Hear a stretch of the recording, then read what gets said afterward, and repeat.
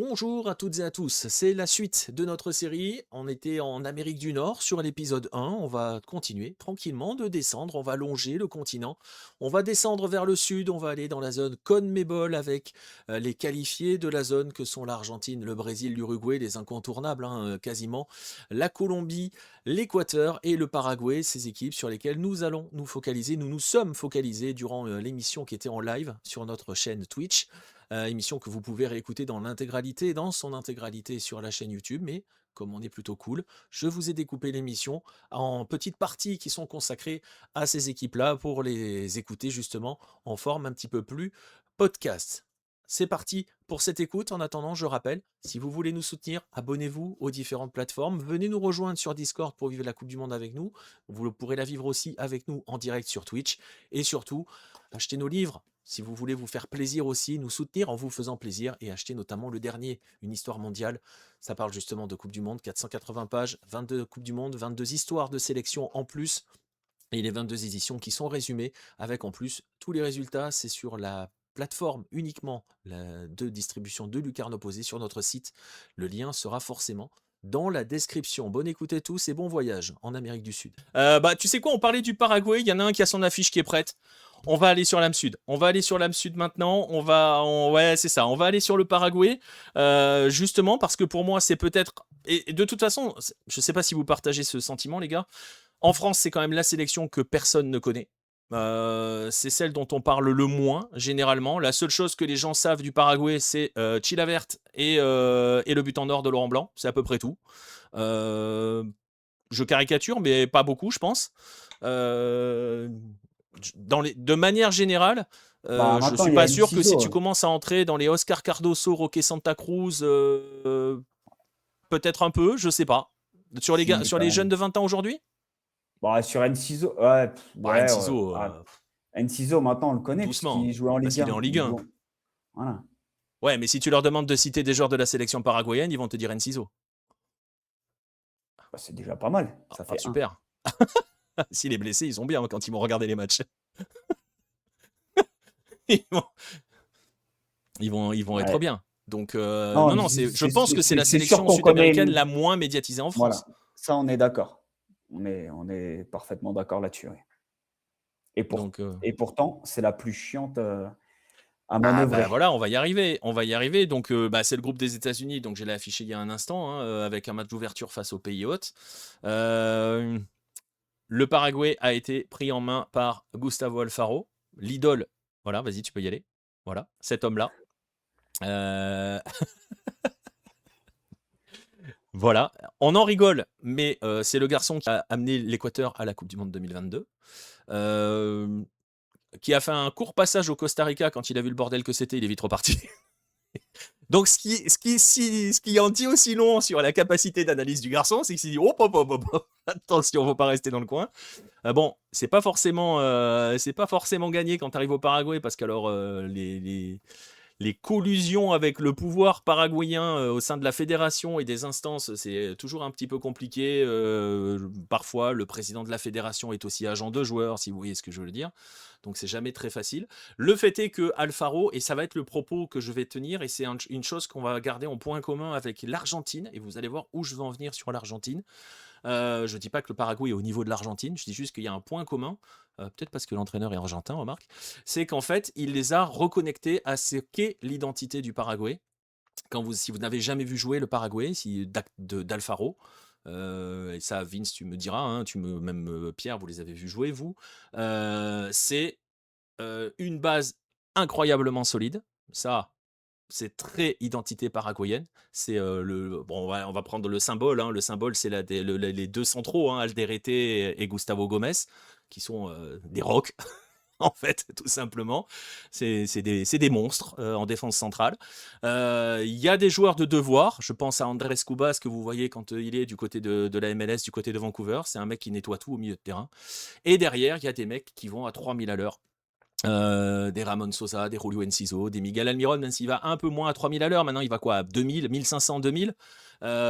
C'est une équipe incroyablement équilibrée entre le côté rugueux, j'ai envie de dire, défensivement, rigoureux défensivement, et le côté explosif devant. Il a reconnecté ça, hein, Alfaro, avec le Paraguay. On rigole d'Alfaro, mais Vince, il a vraiment fait ça avec le Paraguay. Et la campagne d'élimination, c'était simple, hein, c'était on gagne à la maison, on fait des matchs nuls à l'extérieur. Ouais, tout à fait. Il y a qu'une seule défaite, 1-0 je crois contre le Brésil. Mais bon, tu prends un face au Brésil, c'est pas dramatique.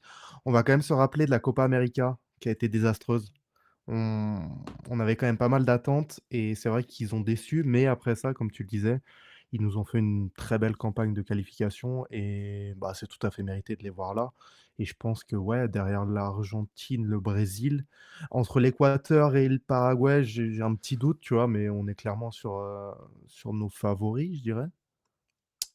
Ah bah après, bon moi l'Équateur je les mets quand même devant, mais en fait j'ai plus d'attentes sur l'Équateur, mais je sais que le Paraguay, c'est la dernière équipe que tu as envie de croiser en fait.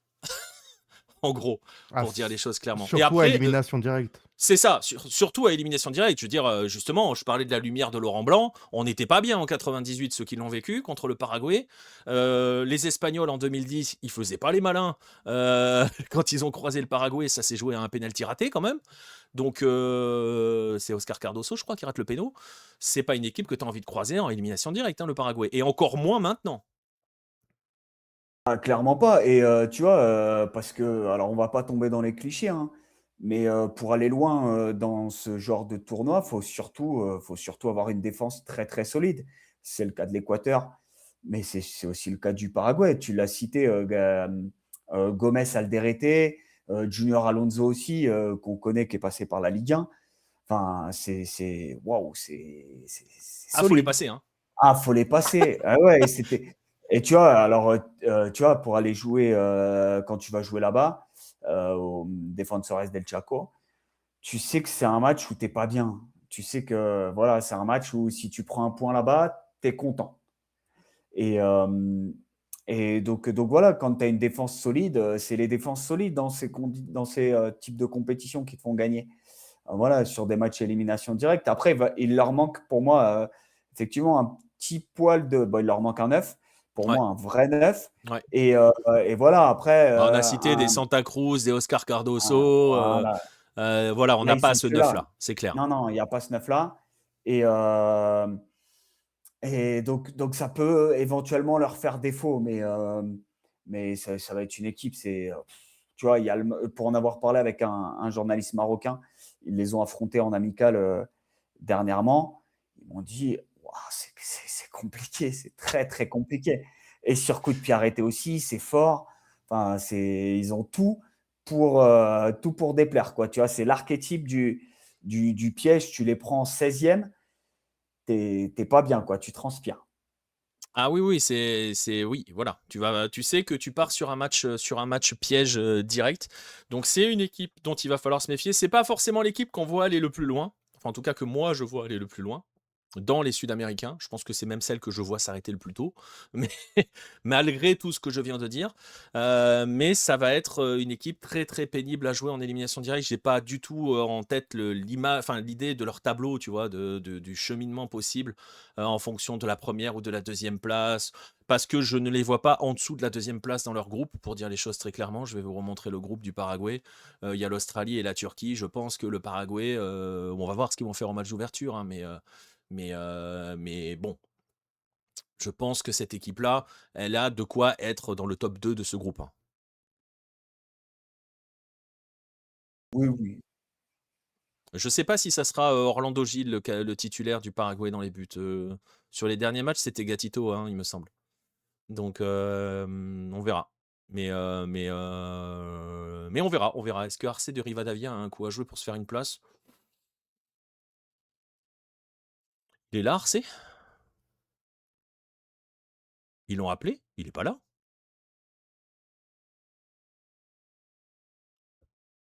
Paraguay dernier avec un point. Non, non, non.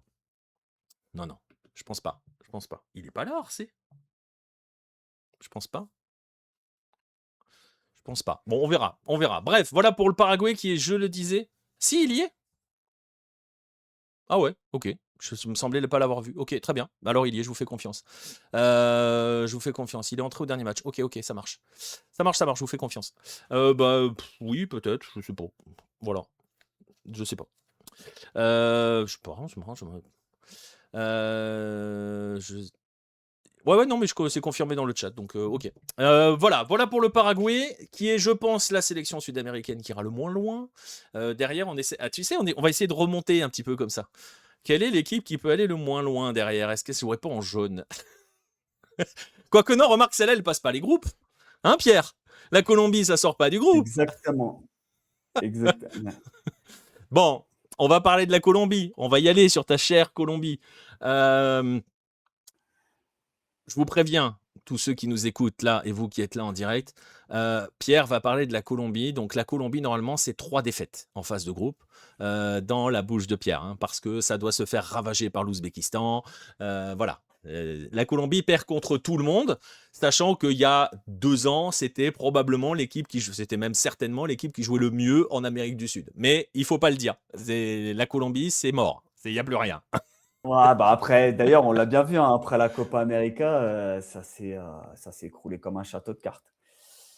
Non, non, bah écoute, la Colombie qui a gagné ses 2 matchs de préparation contre le Costa Rica à Bogota et hier aux États-Unis face à San Diego. Tu vois, c'est un peu la dernière Coupe du Monde Ah, pour certains cadres qui étaient déjà là en 2014. D'ailleurs, le sélectionneur était un assistant, hein, Nestor Lorenzo, pour ceux qui ne le connaissent pas, c'était un ancien assistant de José Nestor Pekerman. Donc, il y a certains joueurs, hein, qui étaient là 2014. On pense à Santiago Arias, David Ospina, James, évidemment. Donc voilà, on va voir comme Juan Fer, je pense c'est la dernière Juan aussi. Hein. Fer, exactement. Juan Fer qui était là aussi en 2014. Donc voilà, je t'avoue que je sais pas, on rigole, etc. Mais je sais pas vraiment sur quel pied danser avec cette sélection parce que les amicaux du mois de mars ont été vraiment désastreux pour le Ah oui, coup. Et là, en étant sérieux 2 minutes, oui. c'était une catastrophe. Surtout, je mets de côté le match contre la Croatie. Tu perds contre la Croatie, on va dire que c'était pas infamant. Et puis il y avait match, il y a une grosse occasion à la fin que je sais plus qui vendange, mais voilà, enfin voilà, il y avait eu match quoi. Mais surtout derrière contre la France, c'était vraiment catastrophique. Donc voilà, il y a eu le fameux Rames Gate, hein, puisqu'il était après ces matchs amicaux de mars, il se fait hospitaliser. Il joue à Minnesota, Je joue pas. il joue pas. Oh, il Voilà, n'a pas joué des masses. Après c'est super. On a 3 compiles on a 4 il a highlights fait 2 parce passes que D. le dernier match qu'il fait contre Austin, il lâche 2 passes D qui sont magnifiques. Voilà. Mais le mec a joué, je sais pas, en temps cumulé, il a quoi, 1 heure de jeu? Ouais, ouais, je pense ça doit être dans ces eaux-là. Donc c'est En 6 évidemment, mois, ouais, c'est très peu. Donc c'est pour ça, c'est la véritable interrogation parce que ça Nestor reste un Lorenzo, super joueur, mais 1 heure de jeu en 6 mois. bah oui, mais c'est pour ça que voilà, Nestor Lorenzo est bloqué en 2014 un petit peu et Bah, c'est un peu ce qu'on lui a c'est que c'est reproché. quand même, le problème, c'est que c'est quand même ton capitaine à la base. Donc et puis c'est Rames dans le sens où, enfin, je veux dire, tu vois, on parlait parce que c'est vrai que tu l'as dit, et on pourra le dire de l'Uruguay aussi dans un instant. Il y a un avant et un après Copa América. En fait, il y a vraiment un avant et un après. L'Uruguay, justement, c'est un avant et après match face à la Colombie. Et la Colombie, c'est il y a un avant et un après face à l'Argentine. Même si j'ai presque envie de dire, il y a un avant et après face à l'Uruguay, en fait. C'est un peu ce match-là qui a fait un petit peu, je trouve, basculer les choses. Mais je- quand tu regardes la Colombie du premier semestre 2024, James est magnifique. Ah oui, oui, oui, bah, c'est pour ça. Mais même, tu vois, sur les matchs, que ce soit celui d'hier ou celui il y a une semaine, tu sens que c'est quand même encore un peu compliqué. Ça peut trembler des genoux. Et c'est pour ça que moi, et je te le dis pour être sérieux 2 secondes, après Kylian parlera d'Ouzbékistan, mais si ça venait à mal se passer, donc à faire par exemple un match nul contre l'Ouzbékistan, Bah, tu sais que derrière, le doute reviendra assez rapidement et ça peut se mettre à trembler, C'est le vraiment. match d'ouverture? Oui, Colombie-Ouzbékistan, après, c'est à l'Azteca. Donc, la Colombie est plus ou moins habituée à jouer en Ouais. altitude. Voilà, on imagine, sur ce que j'ai vu de l'Ouzbékistan tout à l'heure, que ce sera une équipe qui ne voudra pas avoir le ballon, donc qui va bien attendre derrière. Et donc voilà, il faudra un Rames inspiré. Évidemment, Lucho Diaz, qui va être un joueur très attendu au tournant parce que c'est lui qui a explosé sur les 2 dernières saisons avec Liverpool, avec le Bayern. C'est à lui d'assurer le flambeau derrière. Puis c'est lui Euh, l'avenir. c'est lui l'avenir. Voilà, il y a un autre Façon de qu'on va parler, hein, attendre. parce qu'il a pas 21 ans. Non, mais c'est à lui d'assurer C'est lui le qui prend la flambeau suite jusqu'à de la Rames, quoi. prochaine. Voilà, et jusqu'à la prochaine Coupe du Monde. Et il y a Luis Suarez aussi qui a fait une saison exceptionnelle au Portugal, qui va être très attendu au tournant. Donc voilà, sur le premier match, si ça se passe mal, Oui, non, bah, c'est sûr, parce que c'est derrière, c'est c'est sûr. RDC et Portugal, donc c'est sûr que c'est compliqué. Voilà, c'est Euh, compliqué. Par mais contre, je suis d'accord, et, mais il y a un détail, tu vois, on parlait de c'est lui l'avenir. Je suis en train de. Tu sais, ça me fait rebondir comme ça direct dans ma tête, ça fait écho comme ça. Euh, Elle est quand même âgée, cette sélection.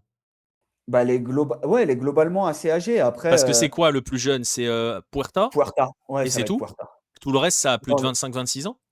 dans les jeunes, Ah si, il y a Andrés Gomez, Andrés Gomez qui est très l'ancien jeune. Rennais. Ouais, ton idole, ton chouchou,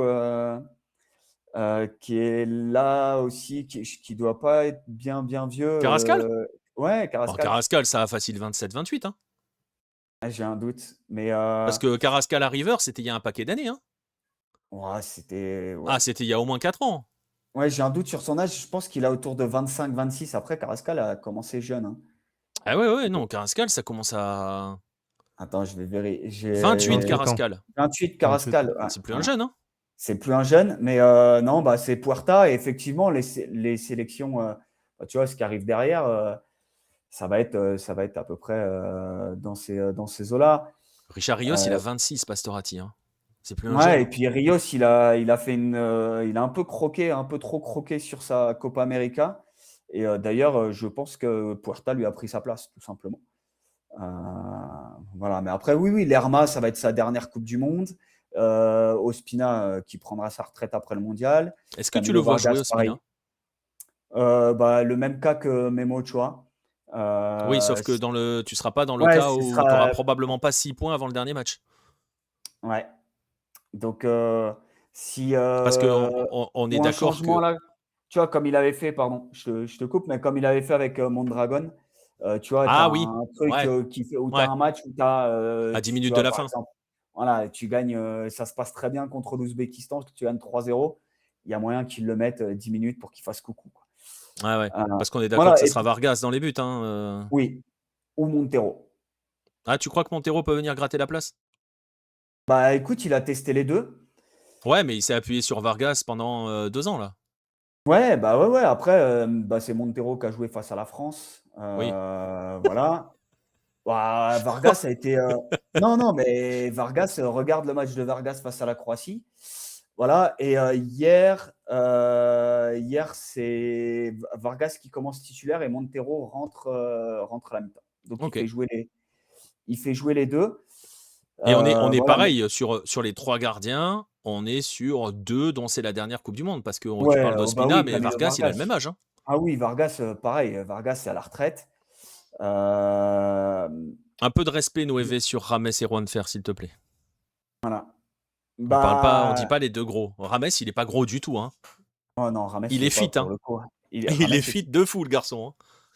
Mais voilà, après, tu sais, c'est pour ça où je te dis, je ne sais pas sur quel pied danser, parce que quand la Colombie, quand ça va bien, tu le vois hier, tu le vois lundi, ah ouais, c'est plus la même sélection. Après, tu vas me dire, c'est le Costa Rica en face, etc. D'accord. Mais, euh, mais tu vois, quand ça commence à gagner et à être en confiance, c'est une sélection qui peut pour le coup être vraiment très dangereuse et aller dans des standards. 2 huitièmes de finale, voire plus, mais voilà, c'est quand elle est en confiance, cette sélection, elle est vraiment dangereuse. Et on l'a Et vu, encore, et et on l'a encore plus. vu, on l'a vu il y a 2 ans. On l'a vu parce qu'on disait la machine s'est enrayée après la Copa América. Il y a un vrai coup de mou, mais il y a eu des moments derrière où la machine s'est remise en marche. Et c'est une équipe qui est capable d'être, on va dire le mot, qui est capable d'être irrésistible. Oui, oui, quand elle est en confiance, et voilà, Oui, et elle le sera contre une équipe aussi qui laissera de l'espace. Euh, voilà, après, moi, les interrogations, c'est défensivement. oui. Je suis vraiment pas convaincu par la charnière centrale. Il n'y en a pas un qui est au top. Même Lukumi, surtout, qui avait fait une bonne saison dernière. Avec Bologne, là, c'est un peu plus compliqué. Ouais. Donc voilà, et juste, je vais répondre à la question d'Hichem. Alors, Ouais, j'allais te la poser. pour ce qui s'est passé, c'est Bon, le mot Rames polémique. a pas voulu faire Oui, un oui, oui, selfie oui. avec la fille du président, voilà. Oui, c'était une pseudo-polémique. Ça, voilà, il y a eu. Enfin, je trouve j'ai vu passer ça sur C'est les des réseaux, hein. infos en France. Voilà, ce qui s'est passé, c'est que comme chaque année de qualification de Coupe du Monde, il y a un peu un rituel, c'est que le président reçoit l'équipe avant, il remet le drapeau. Voilà, là, c'était un peu plus compliqué. D'ailleurs, ça se faisait normalement au palais présidentiel à Casa de Nariño. Là, ça a été fait à l'arrache, tu le vois à l'aéroport avant Ah qu'il ouais, monte c'est dans l'avion. n'importe quoi là. Ouais, là, tu vois que c'est fait. Et effectivement, tu vois les joueurs passer et qui ne saluent pas la fille du président. Non, tu Il faut vois surtout savoir Rames qui lui répond ouais, pas. qui ramasse, qui lui répond pas, Il lui met etc. un vent de l'espace. Voilà, voilà. Après, Rames a dit il n'y a pas de problème. Oui. Voilà, ils se sont excusés Bah, en fait, le pour un truc, c'est la suranalyse du interposé. truc. C'est-à-dire que pour expliquer Voilà. vraiment le truc, il met un vent à la fille du président. Elle a rien fait, Red. C'est juste qu'il y a la fille du président. Elle n'a Il rien passe fait. d'abord Voilà. devant la fille du président avant d'aller serrer la main du président qui doit leur Du remettre un président. truc. Et quand il lui passe devant, enfin la petite, elle est ado, hein, elle doit avoir 15 ans. Non, non, elle Euh, a plus que ça. Elle a dit, ouais, elle est même peut-être plus vieille que ça, ouais. Mais bon, elle bref, a elle 17 demande un ans. selfie et Rames la regarde même pas, il lui répond même pas. Et en fait, il y en a qui ont surinterprété le truc en disant ouais, c'est une prise de position politique de Rames Oui, contre oui, le mais président de gauche, machin bidou. Ouais, c'est bon. non, non, mais après, non, enfin, c'est sûr, et on va pas faire de l'analyse politique. Maintenant, la plupart des joueurs de la sélection colombienne sont plutôt penchés à droite. La Colombie, de toute façon, traditionnellement, est un pays de droite. Voilà, moi, je pense Oui, pas oui, j'entends. qu'il y Attends, ait. je te coupe 2 secondes. Je vois le message dans le chat d'Alfaro, Vive Carajo, notamment. Mais oui, oui, c'est le compte. Oui, bah oui, c'est pas toi ça, hein, Vince. C'est pas un de tes multiples comptes. Ok. Alfaro, il y a Non, non. Alfaro, ouais. On a dans le chat régulièrement, il est là très régulièrement, hein, Alfaro, Vive Carajo. Donc voilà, c'est. Moi, il y a la mafia des Alfaro. Vous savez quoi? Je vais vous préparer une émoticône. Voilà. Il y aura l'emoji Alfaro pendant la Coupe du Monde. Voilà. Mais oui, oui, il y a le Ouais, mais contexte politique actuel qui prête à la ouais, surinterprétation, mais là, je crois pas, hein. tu vois, non, non, après, Sinon, il aurait ça, pas serré, il aurait mis un vent au président. oui, oui, oui. Bon, après, ça aurait quand même fait un tollé, Bah, tu peux le je faire. pense. Si tu es vraiment dans l'idée, je veux envoyer un message politique, tu l'envoies. C'est ça. Après, tu vois, faut que j'arrête de dire après. Mais Pour moi, c'est pour Brett que je dis résumer tout le temps. aussi, alors il y a eu, pour parler du contexte politique, il y a d'ailleurs ça aussi, ça peut jouer puisque le deuxième tour de l'élection présidentielle est entre le match de l'Ouzbékistan et le match de la RDC. C'est le week-end du 21. C'est le dimanche 21, le deuxième tour. Tu as eu donc là la polémique entre Rames et Antonella, point barre. Rames lui a dit tu me parles plus fort la prochaine fois, il n'y aura pas de problème. D'ailleurs, il faut savoir que la fille du président, et je vais faire une parenthèse parce que c'est quand même pas inintéressant, elle parle français couramment. Ça, c'est pas l'information principale, mais puisqu'elle étudie au lycée français de Bogota et elle parle couramment français. Et c'est surtout que c'est une joueuse de football. Elle est dans l'équipe U20 de Millonarios. Voilà. Donc, Et elle avait ce maillot-là. voilà, et elle avait ce maillot-là. Elle avait ce maillot.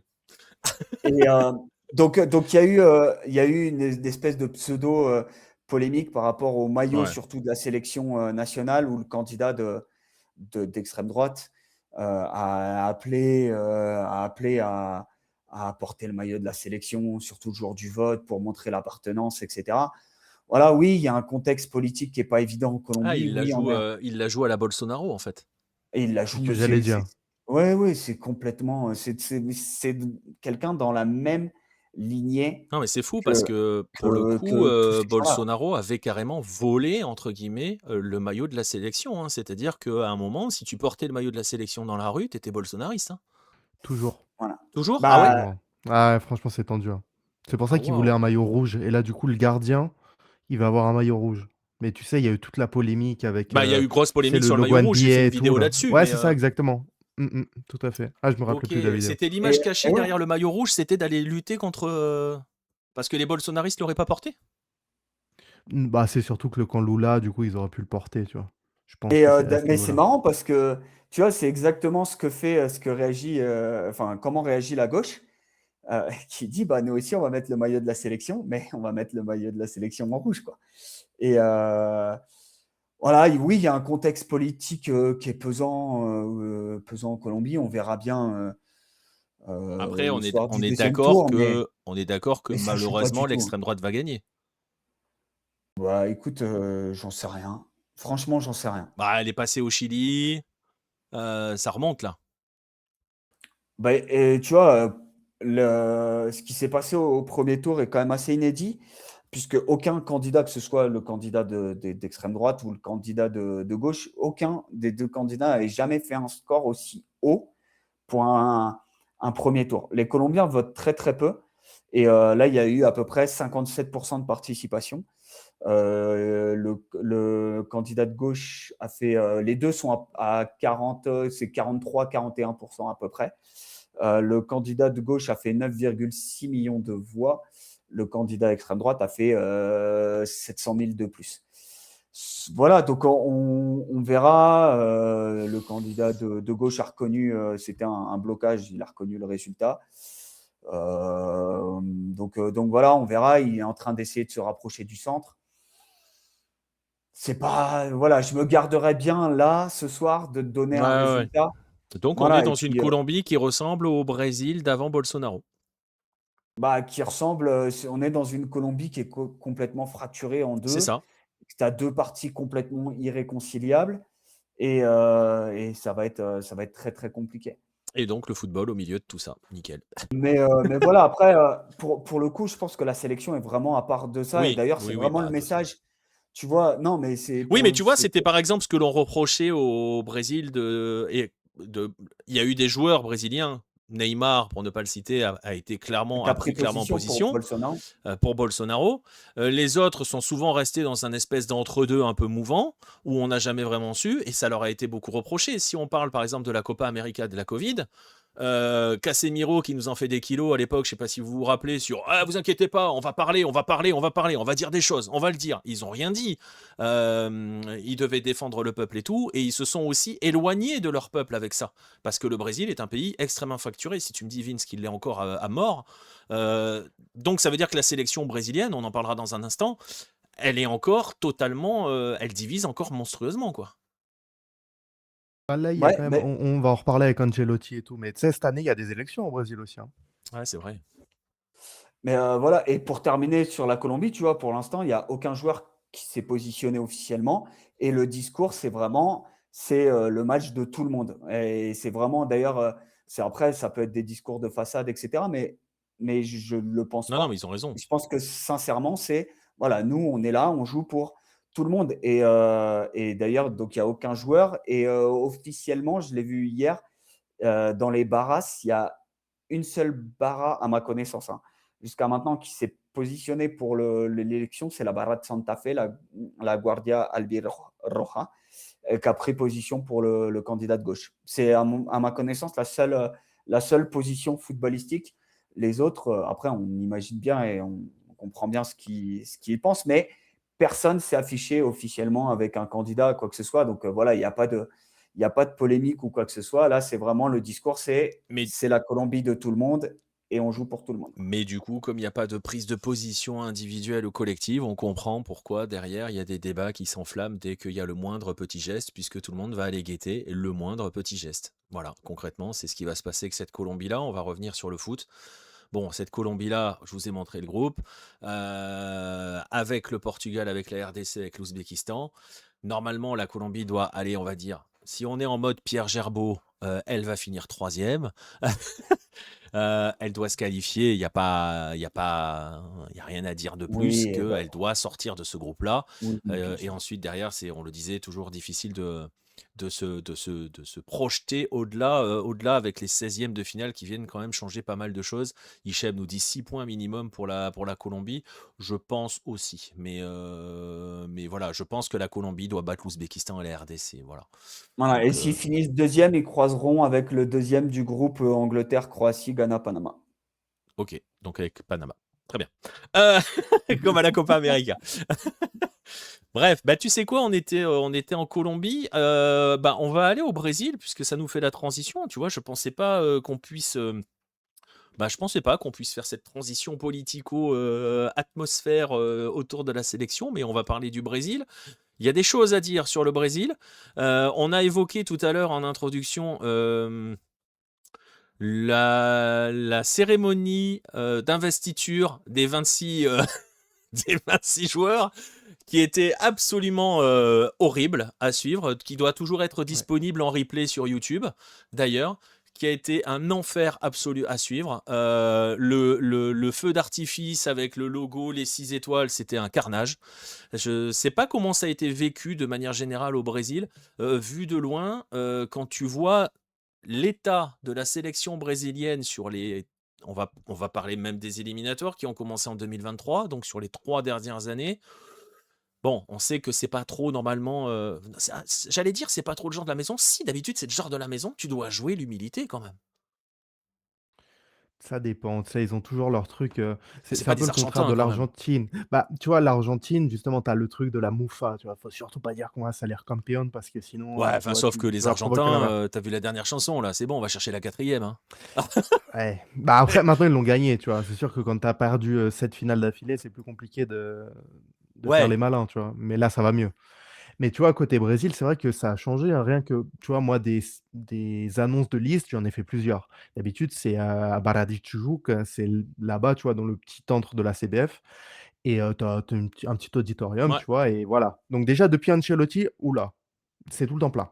Avant, franchement, c'était pas si plein que ça avec Dorival et là, en fait, pour, ben, la fameuse liste, ils ont décidé de le faire, il me semble que c'était au Museo d'Armagnã, donc en plein centre de Rio, le centre historique et donc ouais, c'était blindé de monde et vraiment la question sur toutes les lèvres, c'était: «Est-ce qu'il allait prendre Neymar?» Je crois que personne n'avait aucun doute sur le fait qu'il allait prendre Neymar. Enfin, moi, de mon Oui. côté, Non, j'en aucun. étais sûr, quoi, c'était Oui. sûr, quoi. Bon, c'est facile à dire avec le recul, mais c'est une telle évidence. Il Franchement, y a une question que j'ai bien aimée qui a été posée en conférence de presse, parce qu'en fait, il y a eu deux salles, deux ambiances. Hein.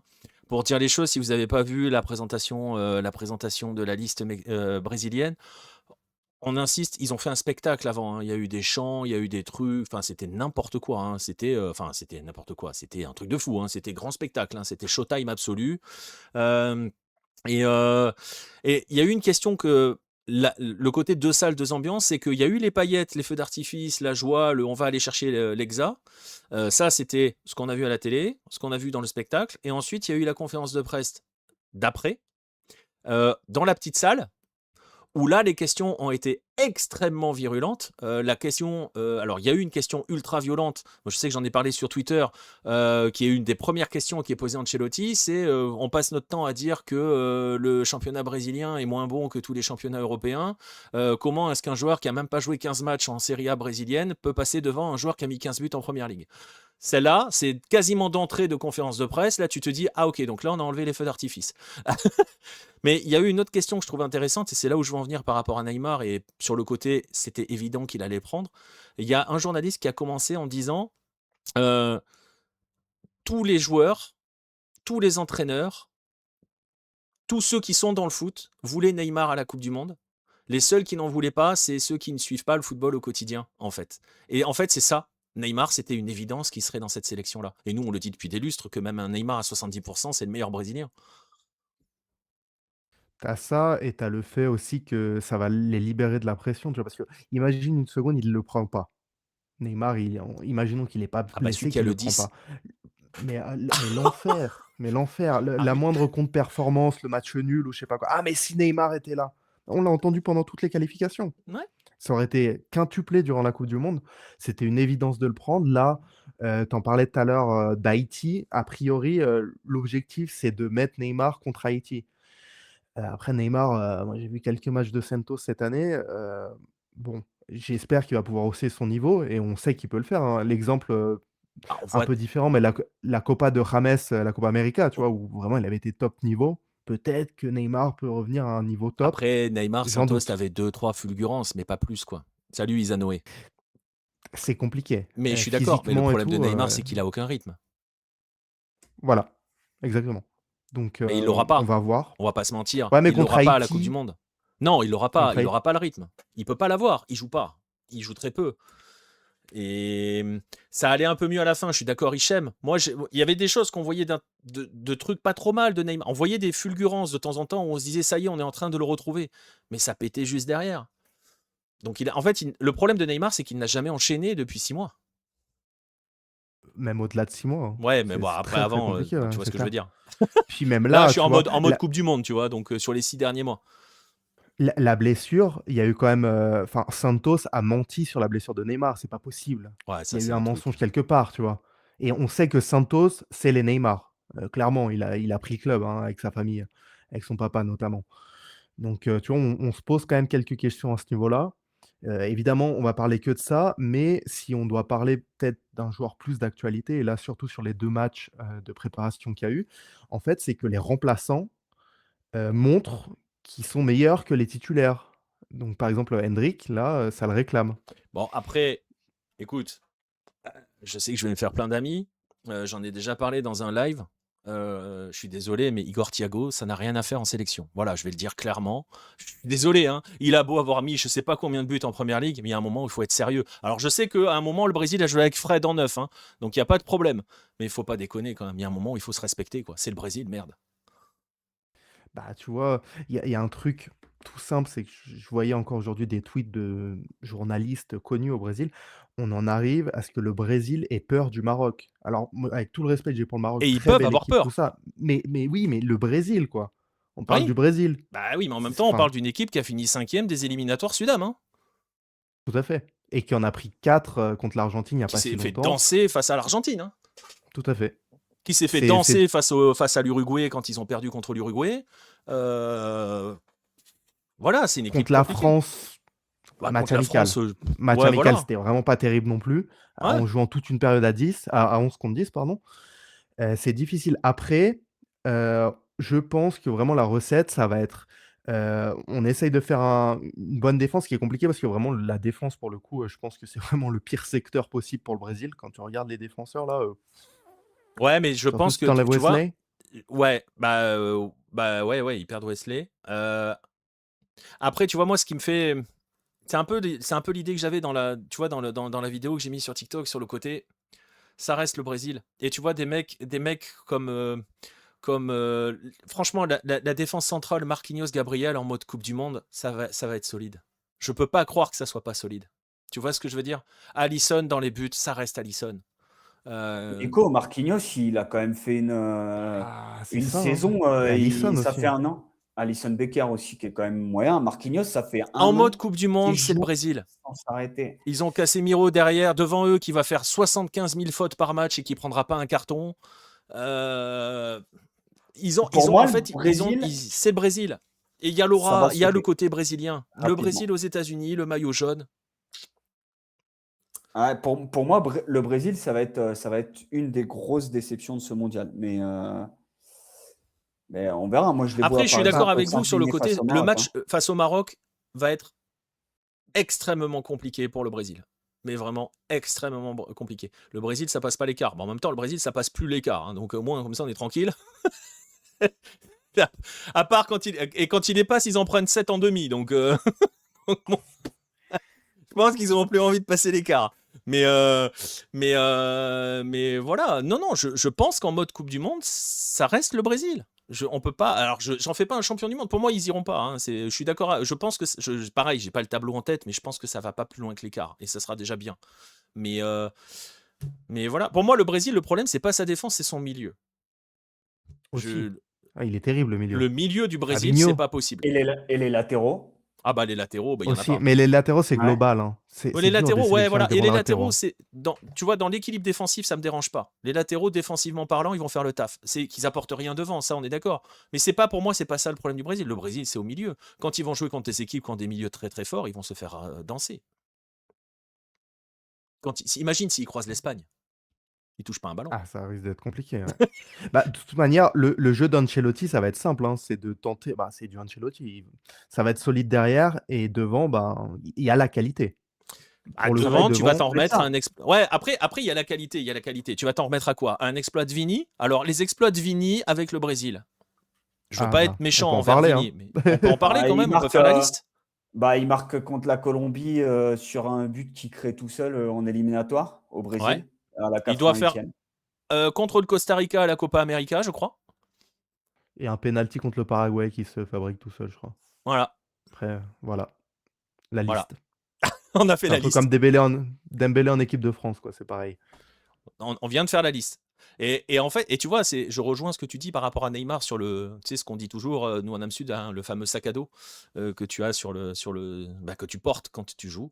Je suis d'accord avec toi sur le côté Neymar, c'est lui qui va porter le sac à dos. Parce que à la Copa América, c'est pas Vini le 10, hein. C'est Rodrigo. C'est Rodrigo qui prend le numéro 10. C'est pas Vini. Alors que tu te dis, bah, Mmh, pourquoi Vini le prend pas? Bah, le sac à dos. en partie. Puis là, bah, tu vu contre la France, hein, il s'est fait démolir, mais vraiment hardcore et mérité, de manière tout à fait méritée. Pour le coup, il y a pas un Vini bashing. Non, non, non, pour le coup, c'est pas d'autres éléments. Il y a aussi ça hein, qui existe, ça, on est d'accord, hein, ça existe, le bashing et les relents dégueulasses qu'il y a derrière. Mais là, pour le coup, là, on parle strictement footballistiquement parlant. On veut pas s'acharner parce que c'est censé être lui qui porte la sélection, c'est ça. Et peut-être que le poids est trop lourd, hein, en fait. Hein, c'est pas compliqué, hein, ça arrive. Ah Euh, bah oui. c'est pas grave de Ouais. dire ça. Le problème, c'est que derrière Vini, il y a quoi franchement, on va pas être méchant, mais leur joueur le plus Ah, déstabilisant, c'est Luis Rafinha. Enrique. Non, Rafinha, il est quand même très Bah, très fort Rafinha, aussi. Bah, en sélection, en il a fait sélection, quoi en Rafinha. sélection, Rafinha? Bah, moi, j'ai trouvé, je trouve qu'il est très fort. Et j'ai Ah! trouvé En qu'il sélection. était. Bah, tu vois, hier, par exemple, Moi, pour face moi, leur à, face facteur à X l'Égypte. offensivement, c'est Luis Enrique. Qui fait de très bonnes entrées d'ailleurs. À Totalement. Oui, chaque fois qu'il oui. rentre, il est bon. Totalement. Ouais. Et Hendrick. Hendrick, pour le Et coup, Hendrick. pareil, il Ah, vient bien et Hendrick, tout. on est d'accord. J'ai hâte de Hendrick, voir, ouais. mais, Vini en sélection, mais c'est Marcus Thuram, nous dit Colo Codemoni dans le oh, chat. C'est dur. c'est dur. C'est dur. C'est dur. Non, non, mais en Mais fait, pour moi, le voilà, vrai problème moi, du. Rafinha, par exemple, pardon, mais j'ai trouvé, par exemple, contre l'Égypte, j'ai trouvé qu'il avait fait un match vraiment, vraiment bon. Et je pense qu'il peut, s'il y a d'autres exploits individuels dans cette sélection, pas forcément Vini, ça viendra de Rafinha. Non, mais le problème, c'est que du coup, tu t'en remets à des exploits individuels de un ou deux joueurs, quoi. Et ça va être Ah ça, le bah Brésil, en ça, fait. ça Alors va être ça le forcément, tu vas Brésil, en hein, mais avoir, hein. ça. Tu vas en avoir, hein. Parce que, comme on dit, c'est des joueurs de classe mondiale, hein. Vini, c'est un joueur de classe mondiale. Rafinha, on n'en est pas très loin non plus quand même, je pense qu'on peut le dire. Hendrick, on n'y est pas encore, mais on va y être. Voilà, on est sur des joueurs comme ça. Mais pour moi, franchement, le problème, ça va être, il va falloir les servir, ces joueurs-là, parce que le milieu de terrain, je suis désolé, mais c'est pas possible. Le milieu de terrain, c'est pas Bah, possible. non, on est d'accord. Bah, de toute manière, ils vont tenter les transitions rapides vers l'avant et ça va être la seule solution. Ce qui est Ah triste bah quand on parle du totalement. Brésil, quand même. Totalement, hein. C'est une équipe européenne, ça va être pareil que les États-Unis. Pour moi, c'est le même constat, je l'ai dit, ça va être une équipe européenne, ça va jouer la transition, ça va essayer de gratter un ballon. Tu vois, tu l'as vu là contre l'Égypte, tu l'as vu ils avaient fait la Croatie également il n'y a pas longtemps en match amical. Pareil, ça va essayer de gratter un ballon, de trouver dans l'espace Vinicius ou Luis Enrique ou quelqu'un qui tu veux, accélération, centre hors trait ou but, et ça va chercher à jouer comme ça. Mais C'est une équipe européenne. C'est plus une équipe sud-américaine, le Brésil, c'est une équipe européenne. ça, je suis d'accord avec toi sur ce constat-là. Et tu vois, on parlait tout à l'heure du Paraguay. Je faisais le parallèle avec l'Argentine, la reconnexion avec son identité footballistique, hein, son identité, son ADN. Le Brésil a toujours eu ce problème. De toute façon, hein, Marcelin a déjà longtemps, souvent écrit sur le fameux complexe du chien bâtard, qui est ce sentiment d'infériorité des Brésiliens. Donc, dès que ça marche pas, c'est que c'est parce que c'est de leur faute à eux, en fait. Et donc, ils vont aller puiser en Europe. Et ça fait des années, on a déjà fait plusieurs émissions, à l'époque des podcasts Bola Latina, sur la perte d'identité du Brésil. On est toujours en plein dedans. Ils sont allés. Et après, d'un autre côté, il y a une cohérence. Tu vois, ils sont allés chercher Ancelotti, mais on va pas se mentir. Quand ils ont fait venir Diniz, qui pour le coup est un vrai entraîneur brésilien avec une vraie identité brésilienne dans la façon de jouer, je suis désolé, ça marchait pas. Les joueurs étaient perdus. C'était un carnage. Puis même, tu vois, pour prendre la défense d'Ancelotti, des milieux de terrain, tu prends qui? Pour jouer une coupe du monde, là, tu prends qui? Parce qu'on on a Noévé dans le chat, on a des fans du Brasileirão, tout ça. Mais tu veux prendre qui, quoi? Enfin, c'est Bah, compliqué. Gerson. Bah, Ouais, Gerson, son Gerson, semestre, faut qu'on en ouais, parle, hein. on Non, est d'accord, hein. Oui, bah non, oui, non, mais super. Les matchs contre Boca, là, Non, mais son semestre, son retour est compliqué. Son retour à ouais. Cruzeiro est compliqué. Bah, depuis qu'il est parti de Flamengo, en fait, Bah oui, je c'est ça, regarde pas hein. la Russie, donc je sais pas. En Je fait, sais pas ce qui se passe. Gerson n'est bon qu'à Flamengo, en fait. Oui. depuis qu'il est parti. Et Marseille, il était bon, hein. Marseille, première saison, il est bon. Il revient à Il démarre, Flamengo, il est très fort. il Mais démarre il doucement, repart et depuis, on l'a mais pas retrouvé, hein. c'est compliqué. Ah, mais tu Surtout peux vu le prendre, prix ouais. dépensé. Le Brésil, c'est l'équipe B du Portugal, comme l'Uruguay et le Paraguay sont le B du Brésil. Oh, Colo, t'abuses. Face à Ah, Maroc, ah, Écosse, Haïti, ils vont pas garder le ballon. Le Brésil, le problème, c'est que si tu veux jouer la transition, face au Maroc, peut-être, mais face à Écosse et à Haïti, tu joueras pas la transition, il va falloir faire le jeu, hein. bah oui, forcément. Et d'ailleurs, il y a peut-être un facteur dont on parle pas beaucoup, mais c'est un joueur que je regarde pas la première ligue, donc je sais pas exactement ce qu'il a fait, mais j'ai beaucoup vu à Vasco. C'est Ryan. Ryan. Ouais, ouais, j'aime beaucoup son profil à Ryan. Et visiblement, il s'entend bien. Ses entrées là, lors des amicaux étaient bons. Ça reste Ryan, mais peut-être qu'il aura une carte à jouer dans un Brésil justement qui a besoin d'électricité en attaque, quoi. Ah bah clairement, bah, de toute façon, c'est ce qui manque dans ces profils-là, hein. On va pas se mentir, hein. Il manque ce profil-là à la sélection. Ils en ont pas beaucoup, enfin je trouve, en tout cas à ce niveau-là. Mais bon, après c'est pareil, Ryan, c'est encore un peu jeune quand même, hein. Ouais, tout à fait. Tu peux pas t'en Tout à fait. remettre à Ryan, quoi. Non, non, non, bah, c'est comme Hendrik et encore Hendrik est plus près, tu vois? Parce que tu as toute cette construction du personnage que moi Ouais, j'apprécie pas particulièrement. On va pas se mentir, il a tendance à m'agacer un peu parce que ça sent le fake en fait, ça respire le fake. Tu vois? Genre là, oh dans sa célébration, son 19 ça faisait un 10 donc c'est un signe, des trucs comme ça, tu vois? Enfin, j'en peux ouais, plus quoi, des trucs comme ça. Mais le gamin est bon quoi, donc à ce ouais, niveau-là, c'est ça. rien à dire quoi. Non, c'est ça. Abel qui va remplacer Ancelotti après la Coupe du Monde, c'est pas possible. Ancelotti l'a prolongé, Non, donc là, là mon puis même. garçon, vu le montant du contrat, tu vires pas Ancelotti, hein. Et même Abel, il peut pas entraîner le Brésil, c'est pas possible. Vu ses déclats, il tiendrait pas 2 mois au sein du Brésil. Il arrête pas de cracher sur le Brésil la plupart du temps. Ça le fait pas, Putain, imagine tu peux une pas. conférence de presse de Abel après une défaite du Brésil sur un match. Oh là L'enfer, là l'enfer. Contre Rien que l'Argentine, pour ça, j'ai imagine. envie. Rien que pour ça, j'ai envie qu'il fasse un intérim, quoi. c'est Gustavo Poyet. Ah ouais, mais non, mais là, c'est puissance 100 000, quoi. Ouais. Donc voilà, non, non, mais oui, bah voilà. Alors le Brésil, on l'a dit, hein. On a parlé du groupe. Bah voilà, Maroc, Haïti, Écosse. Brésil-Maroc pour ouvrir en plus. Bon, il y a moyen que ça stresse un petit peu quand même, hein. Parce que moi, je serais brésilien, je suis pas serein face au Maroc, hein. Je sais pas comment ils sont sur place, mais je suis pas serein. Après, par contre, on méprise vraiment les 2 autres, hein.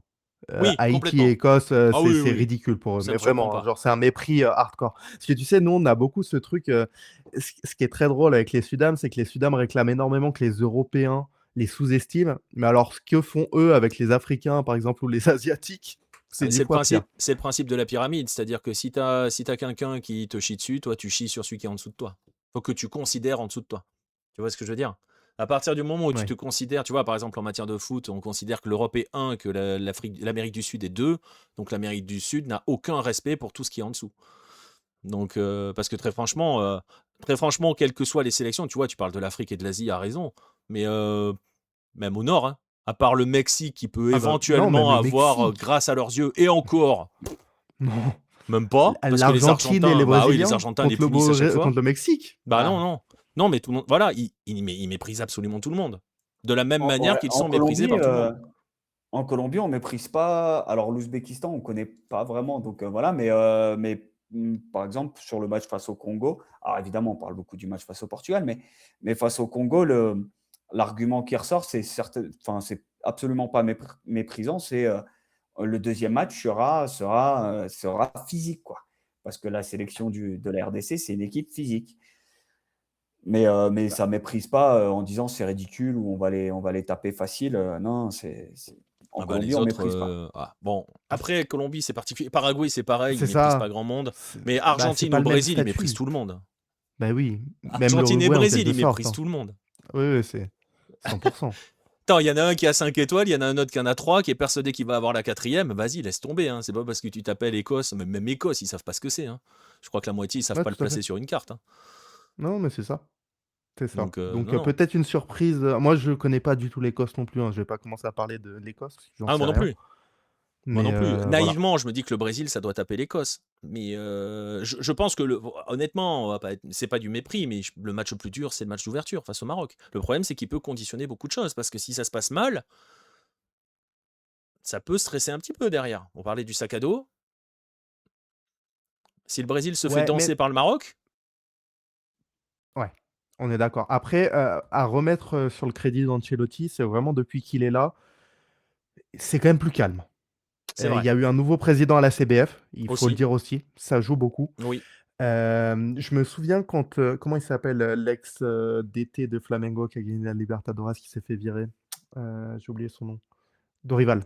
Dorival. Quand Dorival est arrivé en sélection, il avait vraiment insisté sur l'union des Brésiliens avec la sélection.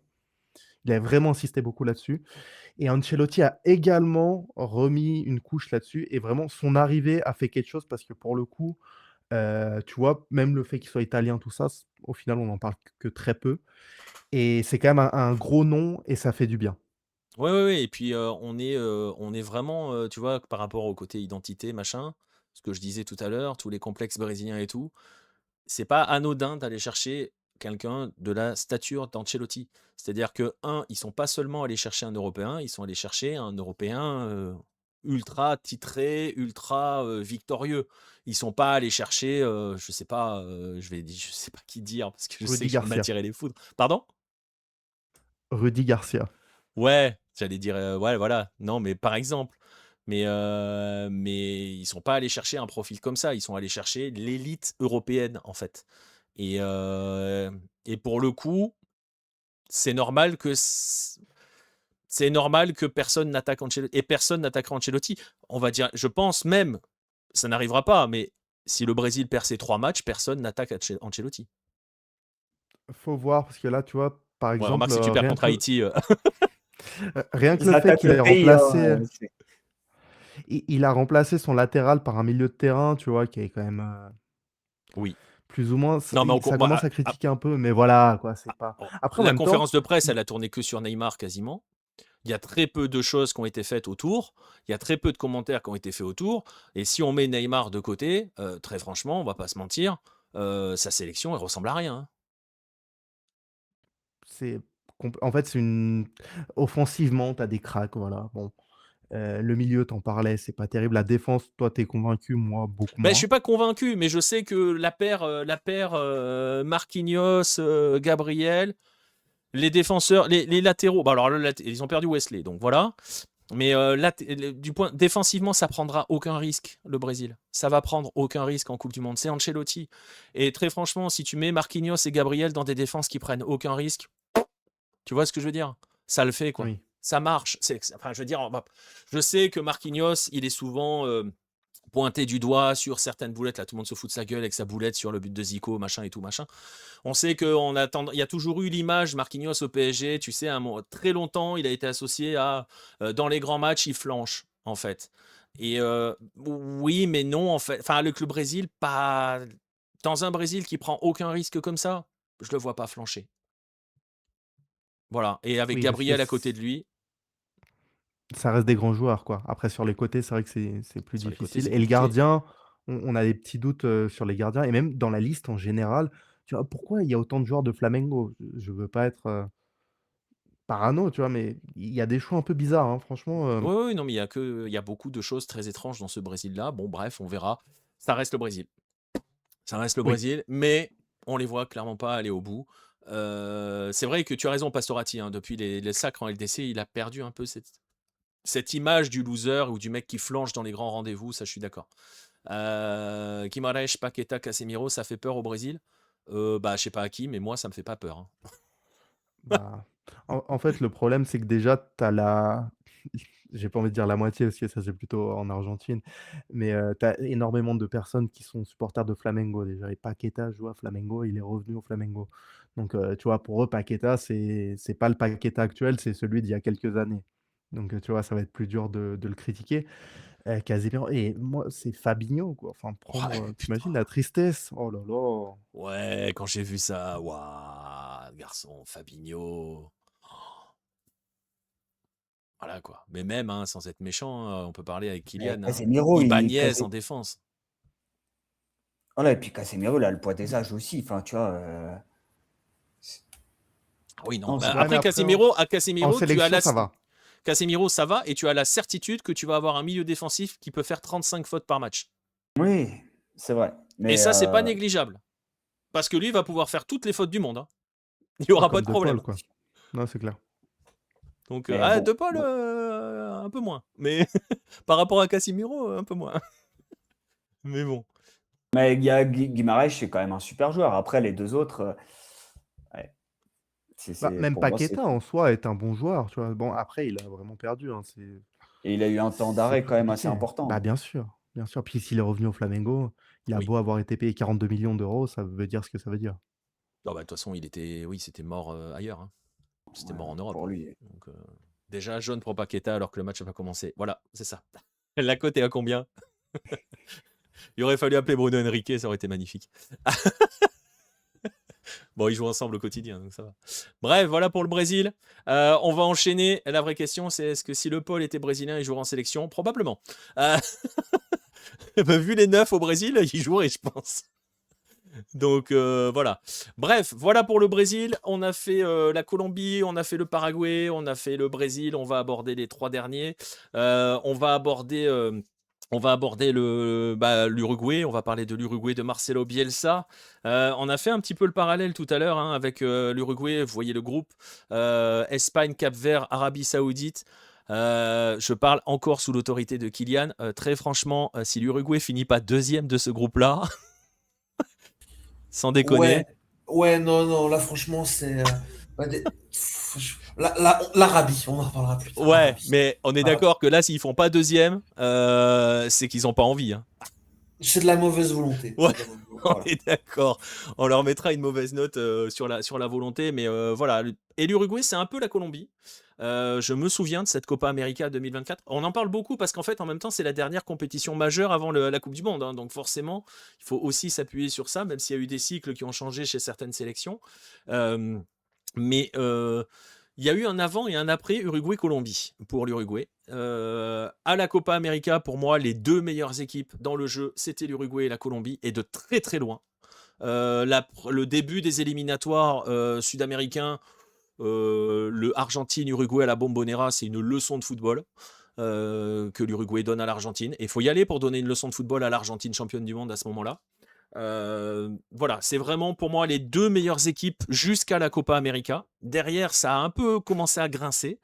Il y a eu le bordel avec Suarez et les déclarations et toutes les polémiques qui s'en sont suivies après la Copa América. Il me semble que c'était genre septembre, le rassemblement suivant. Euh, et on a la sensation que ça a du mal à redémarrer véritablement l'Uruguay. Ils sont pas aidés. Ils ont aussi des dynamiques. Darwin Núñez ne joue plus, mais ça sera le 9 de Bielsa. Parce que, franchement, ils vont faire comment? Quand tu vois la sélection de l'Uruguay, c'est Rodrigo Aguirre de l'América. Bon, je l'aime beaucoup, le Buffalo, mais bon, faut pas déconner non plus. Et l'autre, c'est, j'ai mangé son nom, aidez-moi, le gars de Oviedo.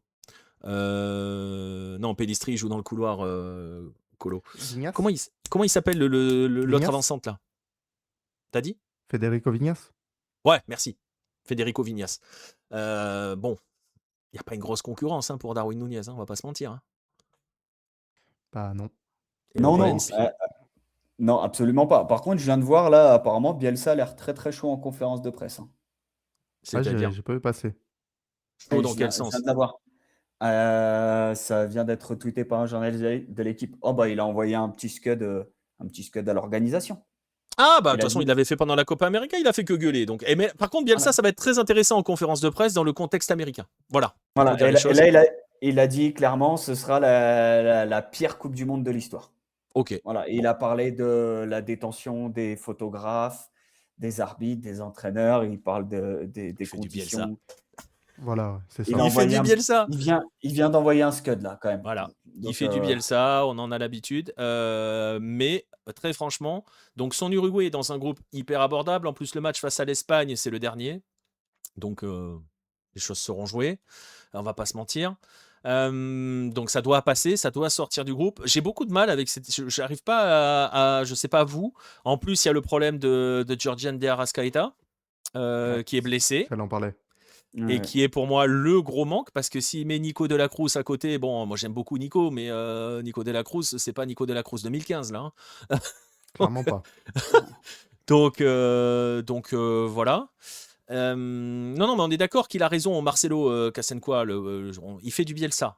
Voilà, à la Copa América, il a fustigé l'organisation, il a fustigé les Américains, Les il n'a pelouses. pas arrêté, il a allumé tout du long de la Copa América. Donc j'ai aucun problème avec ça, il n'y a aucun problème à ce qu'il allume tout ce qui bouge autour. Mais bon, il représente un pays quadruple champion du monde. Je le fais exprès de le dire et j'appuie véritablement sur le mot quadruple champion du monde. Voilà, il y a aussi d'autres choses à faire. Il y a un chantier. J'ai la sensation que son équilibre est très précaire, mais ça reste l'Uruguay, ça reste quand même extrêmement solide. Mon gros problème, je ne sais pas ce que vous en pensez, pour moi, c'est devant. Et en plus, maintenant, alors, indépendamment de Darwin Núñez, si en plus, maintenant, il n'y a pas de Arrascaeta, Ah, ça va être compliqué. Ils ont un joueur qui est clairement au-dessus, qui est Valverde. ouais, mais le Au problème, milieu, c'est que Valverde, il va être le couteau suisse. ah Il bah, va c'est être ça. partout et nulle part dans cette sélection. Et il a eu quelqu'un, enfin Valverde Bielsa, il me semble que la relation, J'ai Elle la est pas sensation qu'elle n'est pas folle, Non, ouais. non. Mais je pense que pour une Coupe du Monde, ça va être mis de côté. Oui, parce que c'est les Uruguayens. Voilà. Donc, ils ont un facteur X, évidemment, Valverde, qui peut faire la différence sur n'importe quel match. Je pense notamment à Cap-Vert et à l'Arabie Saoudite. Après, c'est sûr que devant, ils sont un peu lèges, quoi. Et ça, à mon avis, ce sera compliqué d'aller plus loin qu'un 16e, clairement, pour Je sais pas l'Uruguay. contre. l'Argentine. Le plus Ah oui, probable, c'est vrai, c'est l'Argentine. l'Argentine. Alors après, très honnêtement, Argentine-Uruguay, je mets pas tout de suite tout mon PEL sur l'Argentine. Hein. Parce que les Argentins, s'il y a bien une équipe qu'ils n'ont pas envie de rencontrer, c'est l'Uruguay. Hein. Oui. Ah, c'est compliqué. Et Après, on a quand même eu des déclats. Ouais, et rappelle-toi 86. 86, ils jouent l'Uruguay en 8e de finale, donc avant le quart face aux Anglais. Ils jouent l'Uruguay en 8e de finale, et c'est une fois qu'ils battent l'Uruguay, c'est le match qu'ils redoutent le plus, le match face à l'Uruguay. Et quand ils battent l'Uruguay, ils déclarent tous, maintenant qu'on a battu l'Uruguay, c'est bon, on sera champion du monde. Voilà, non, Argentine-Uruguay, c'est très très Oui. dur. Tu me reproches souvent de trop remonter dans le passé. Voilà, là, on va Ah là, pas je parle remonter d'ADN. Hein. Voilà, là, on va pas remonter jusqu'à Ah non, mais 86. Mais pour moi, l'Uruguay, ça reste quand même très, très limité. C'est sur un fil, clairement. C'est pas, tu vois, ils n'ont pas fait des éliminatoires inoubliables. Tu vois, ils ont pas. d'habitude. Après, ils n'ont pas souffert. Et l'Uruguay, normalement, Non, ils ça ont pas souffre souffert. en éliminatoire. L'Uruguay n'a Bah. jamais souffert dans ces éliminatoires. Ils ont même avec leur coup de mou, On s'est jamais dit, ouh, il y a peut-être un monde où l'Uruguay va sauter. Non, mais Non. ce que je veux dire, c'est que d'habitude, tu sais que tu vas jouer au Centenario en éliminatoire. Quand tu es une nation moyenne, hein, je veux dire, quand tu n'es pas Brésil ou Argentine, tu vas jouer au Centenario, c'est 0 point. Et tu bouges pas et tu t'existes pas du match. Là, je trouve qu'ils ont été un peu plus bougés, je Après la pense, Copa. Comme dit Hichem, et je suis d'accord, après la Copa. après la Copa. À partir de septembre 2024, c'est plus la même équipe. Avant, elle est injouable. Bah, c'est ça. Puis après, si tu regardes vraiment sur le plan comptable tel qu'il est, bah, ils ont 28 points, ce qui est pareil que l'Uruguay, et que le Brésil, pardon, et le Paraguay. Ça joue à la diff de but, si je me trompe pas. Et que la Colombie Donc, aussi, tu non? vois, La Colombie, je pense ouais, avec qu'on la fait un peu Colombie, plus. ouais, c'est ça, Ils sont ouais, 4 à exact. 28, puisqu'il y a l'Équateur C'est à ça. 29 et l'Argentine toute seule. Et tu vois, bah, en fait, le format fait que on s'est jamais inquiété non plus pour le Brésil, tu Non. vois. Enfin, Non. s'il y a des mecs qui ont dit le Brésil, éventuellement, ça passe pas. Enfin, regarde le format, quoi. Tu Ouais. peux pas. Mais si on était dans le format précédent, oh là là, ça aurait été une qualif de fou. Ah, ça Ça aurait aurait été été une trop qualif bien. de fou ça aurait furieux. été Ouais. le feu. Ah bah, Mais ça du aurait coup, été c'était le la feu. Colombie qui sautait. Pourquoi? C'est pas vous qui faites 6? Ah non, nous, on fait pas 6. Hein. On fait 3. Ah, vous On fait faites 3? Ah, Ah bah, avec... alors c'est l'Uruguay qui est 6. Ouais, c'est l'Uruguay qui est 6. Ah, c'est l'Uruguay qui Non, est c'est le 6. Paraguay. Paraguay. Ah, Colombie. Paraguay. Uruguay, Ah oui, oui, c'est ça, Paraguay. Colombie, l'Uruguay est Uruguay, ils ont 4. plus Uruguay est 10. 4. Puisque Brésil est Les deux ont 5. plus Donc 10, c'est ouais. Colombie 3, Uruguay 4, Brésil 5, Paraguay 6. C'est ça? Ouais, exact. Et en fait, le Colombie-Paraguay, ça se joue à la Colombie qui a marqué le plus de buts. 28 contre 22 pour l'Uruguay. Ouais, c'est ça, c'est Colombie, Uruguay, Brésil, Paraguay. Ouais. Ouais. Ah, On ils n'a sont pas tous à retrouvé 28. l'Uruguay d'avant la Copa, je les ai vus galérer face à l'Algérie en masse derrière, c'était possible. Mais en fait, l'Uruguay, c'est ça, c'est que depuis. En fait, je sais pas s'il y a un lien. Je sais pas, on saura pas.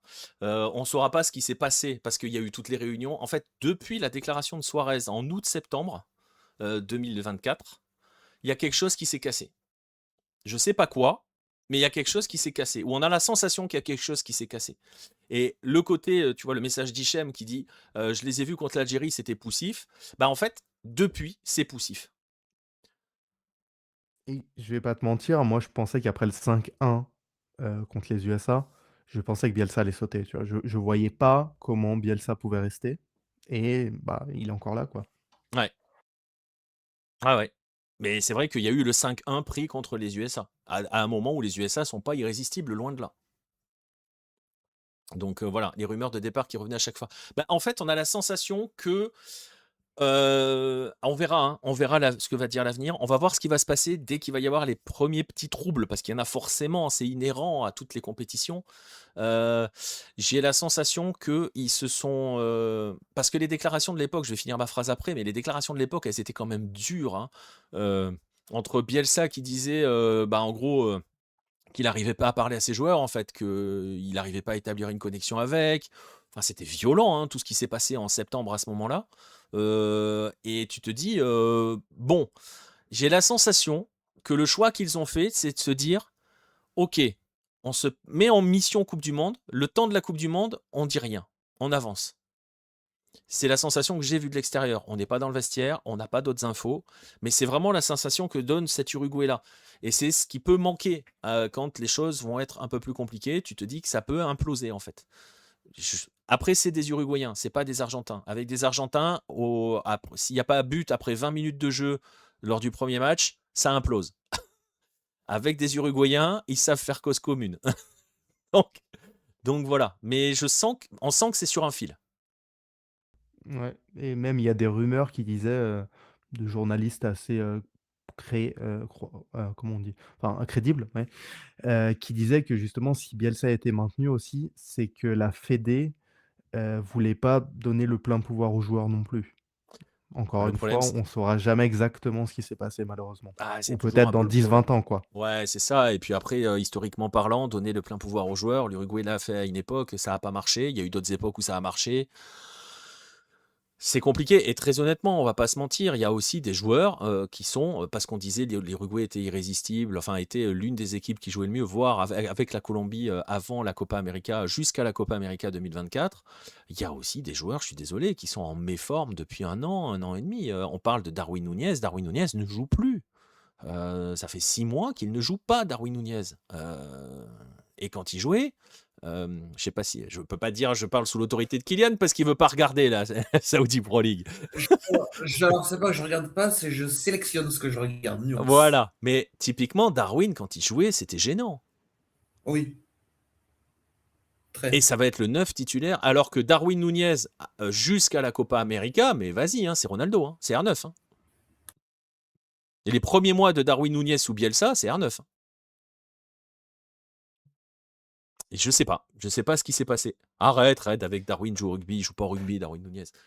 Mais franchement, Darwin, même à la Copa América, il est essentiel dans le système Bielsa. Et on sait à quel point le 9 est important dans le système de Bielsa. Ouais, et il y a dans les cas individuels, il y a Araujo aussi, on va voir comment il arrive, qui est blessé là en plus. Le défenseur. Puisque la Fédé... Ouais, le défenseur. Ronald, oui, pardon. Ronald Araujo, qui est blessé, qui est quand même normalement censé être un joueur majeur aussi de cette sélection, qui a eu je ne sais même pas comment on pourrait le définir, mais il a eu besoin en tout cas de s'arrêter à un moment donné pour sa santé mentale. On va voir. Non, il y a beaucoup d'inconnus, d'incertitudes. Après, ça reste l'Uruguay. Donc, ne jamais enterrer les Uruguayens. Le vivier uruguayen est faible. Ouais, ils sont juste champions du monde du vin il y a quoi, 2-3 ans? Puis même, c'est un pays de 3 millions d'habitants, quoi. Donc, oui, non, mais alors va, parler de vivier faible en Uruguay, s'il y a bien un pays où tu peux pas le dire, c'est bien celui-là. Hein. Ouais, ils font le Sudamericano, ils font finale face au Brésil d'André Santos il y a pareil, 2 ans, 3 ans. Enfin, ouais, c'est ça. Non, le vivier, il est là. Hein. C'est quand leur titre de champion du monde du vin? C'est quand ça s'est joué en Argentine, là. C'est 2022? 23 parce que c'est 23? l'édition. Ouais, c'est 23. l'édition où le Japon sort en poule alors que tout le monde les pronostiquait en demi. Ouais, c'est l'édition qui devait aller se jouer en Indonésie et qui s'est retrouvée en Argentine. C'est ça. C'est ça. Voilà. Et c'est grâce à ça que Mascherano a fait la Coupe du monde du vin avec l'Argentine. Parce qu'il s'était pas qualifié. Voilà, toujours l'occasion d'envoyer la bise à Javier Mascherano. Non, mais voilà, mais tout ça pour dire que le vivier, les U20 étaient champions du monde il y a 3 ans. Donc il est là, le vivier. Hein. Après, la question, ça sera le reste. C'est comment tu l'entretiens, quoi. T'avais la génération dorée, Forlan, Cavani, Suarez. Ouais, il y a toujours eu des joueurs hors normes, mais on verra. C'est l'Uruguay. Hein. Moi, j'ai aucun souci sur l'Uruguay. Même si on n'est plus dans l'époque Tabarez, machin et tout, ça reste l'Uruguay. Après, bizarre de ne pas avoir joué de match amicaux, quoi. Moi, j'ai pas trop compris cette décision. Mais... Je sais pas. Je comprends pas. Après, bon. Bah, ça me rappelle Montpellier aussi sur un été où ils n'avaient pas voulu jouer de matchs amicaux. C'est toujours un peu le problème parce que sur des matchs amicaux, tu vois, ça peut, bon, déjà, si ça se passe mal, ça peut générer plus de doutes au final que prévu. Et tu as aussi quel adversaire tu rencontres. Est-ce que tu parlais de Curaçao tout à l'heure, est-ce que l'objectif, c'est de rencontrer un adversaire qui est largement inférieur à toi, tu lui passes une tôle, tu vois, Corée du Sud, Trinidad et Tobago, ouais, mais tu vois, tu dis ça. Je suis après, désolé. est-ce que tu joues des adversaires à ton niveau? Enfin, non, mais ok, mais je suis désolé, mais tu as des joueurs qui ont besoin de jouer. Darwin, il joue pas depuis 6 mois. Et oui. Il ne joue pas. Il est même pas dans le groupe. Il ne joue pas. Il fait peut-être des oppositions. Il fait juste les entraînements la semaine. Le mec ne joue pas. Ses seuls matchs sur les 6 derniers mois, c'est quand l'Uruguay fait des matchs. Donc il arrive totalement à court de forme. Il n'a pas joué, il n'a pas de rythme, il n'a rien. Alors moi je veux bien, hein, ouais, mais si tu fais des amicaux, tu veux éviter les blessures, les machins, ok, j'entends l'argument. Mais non, je l'entends pas l'argument, en fait. Tu dois préparer une Coupe du Monde, faut que tu joues. Je suis désolé, tu dois jouer. Tu fais des revues d'effectifs, tu gères le temps de tes joueurs, mais tu as des joueurs qui ont besoin de jouer. Darwin ne joue pas. Donc voilà. Je sais pas. Suarez, pour répondre à la question de Luis Suarez, je pense que c'était impossible qu'il puisse être pris. Euh, tu- Suarez a envoyé 2 scuds à Bielsa dès septembre 2024. À partir de là, c'est fini. Donc, un, il a pris sa retraite internationale, et 2, il a fait imploser le vestiaire dans les mois qui ont suivi la Copa América. Il peut pas le prendre.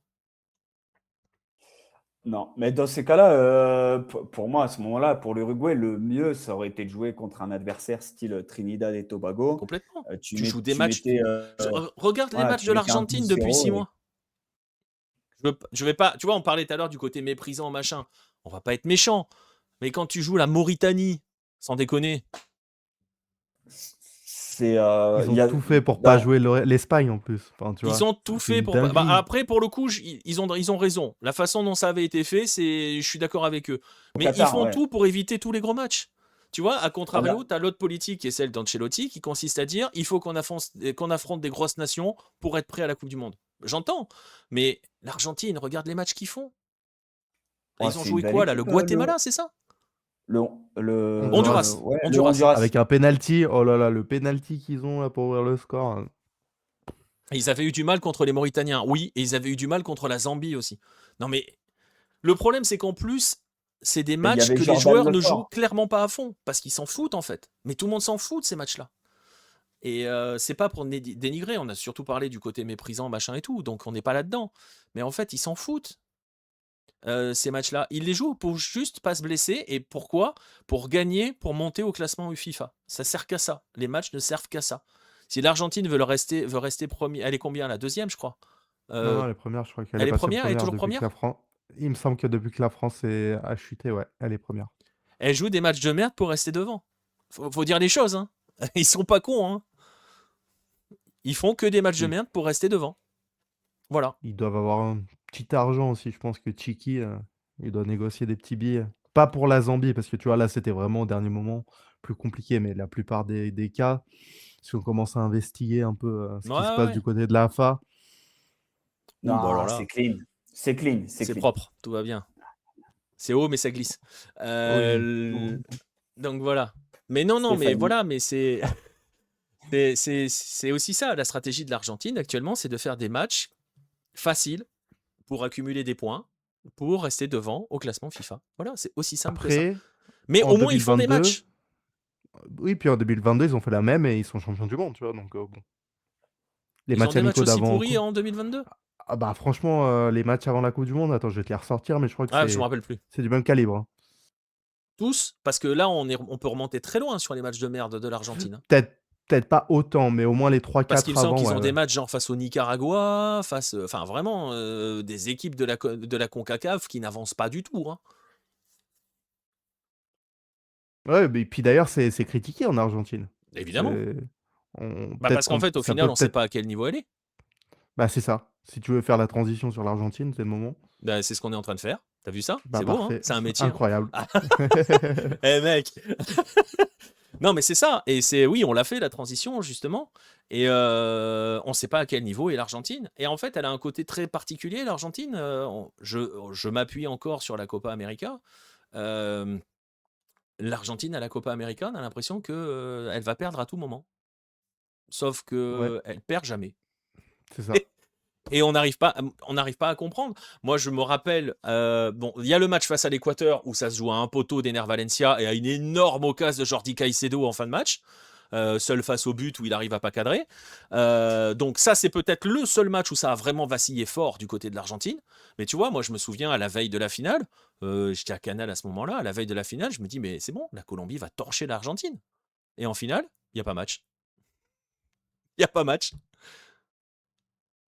Bah c'est ça, c'est qu'en fait, La ils sont finale de Copa tranquilles. est pas folle. Hein. Non, elle est pas folle. Mais C'est parce pas, qu'elle tu est jouée, vois, elle est jouée au rythme argentin.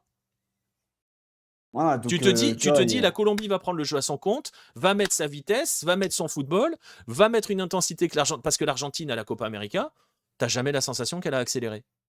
Ah non, ils jouent sur un fauteuil. Tous les matchs. Tous les matchs, ils sont assis dans le canapé avec la télécommande et tranquille. Et la finale, tu te dis, bah, et le seul match où ils vacillent vraiment, c'est parce que l'Équateur leur rentre dans la gueule et leur met un défi, mais de fou. Et la finale, tu te dis, bah, vu le niveau de la Colombie, vu l'intensité à laquelle joue la Colombie, l'Argentine est morte. Bah non, On est parti sur le rythme, voilà, la petite danse, la petite chanson argentine, tranquille. Et c'est fini. Le petit rythme lancinant et la Colombie s'est engluée dedans. Donc, quel est le niveau de l'Argentine? Difficile à dire. Ça reste quand même voilà, très au-dessus. On l'a vu sur les éliminatoires. Hein, ils ont maîtrisé. Et tu vois, d'un autre côté, on t'en parlait tout à l'heure, Vince. Les matchs où il a fallu vraiment montrer qui était le patron, j'en pense à un, c'est forcément celui face au Brésil. Ils sont injouables. Ah, c'est clair.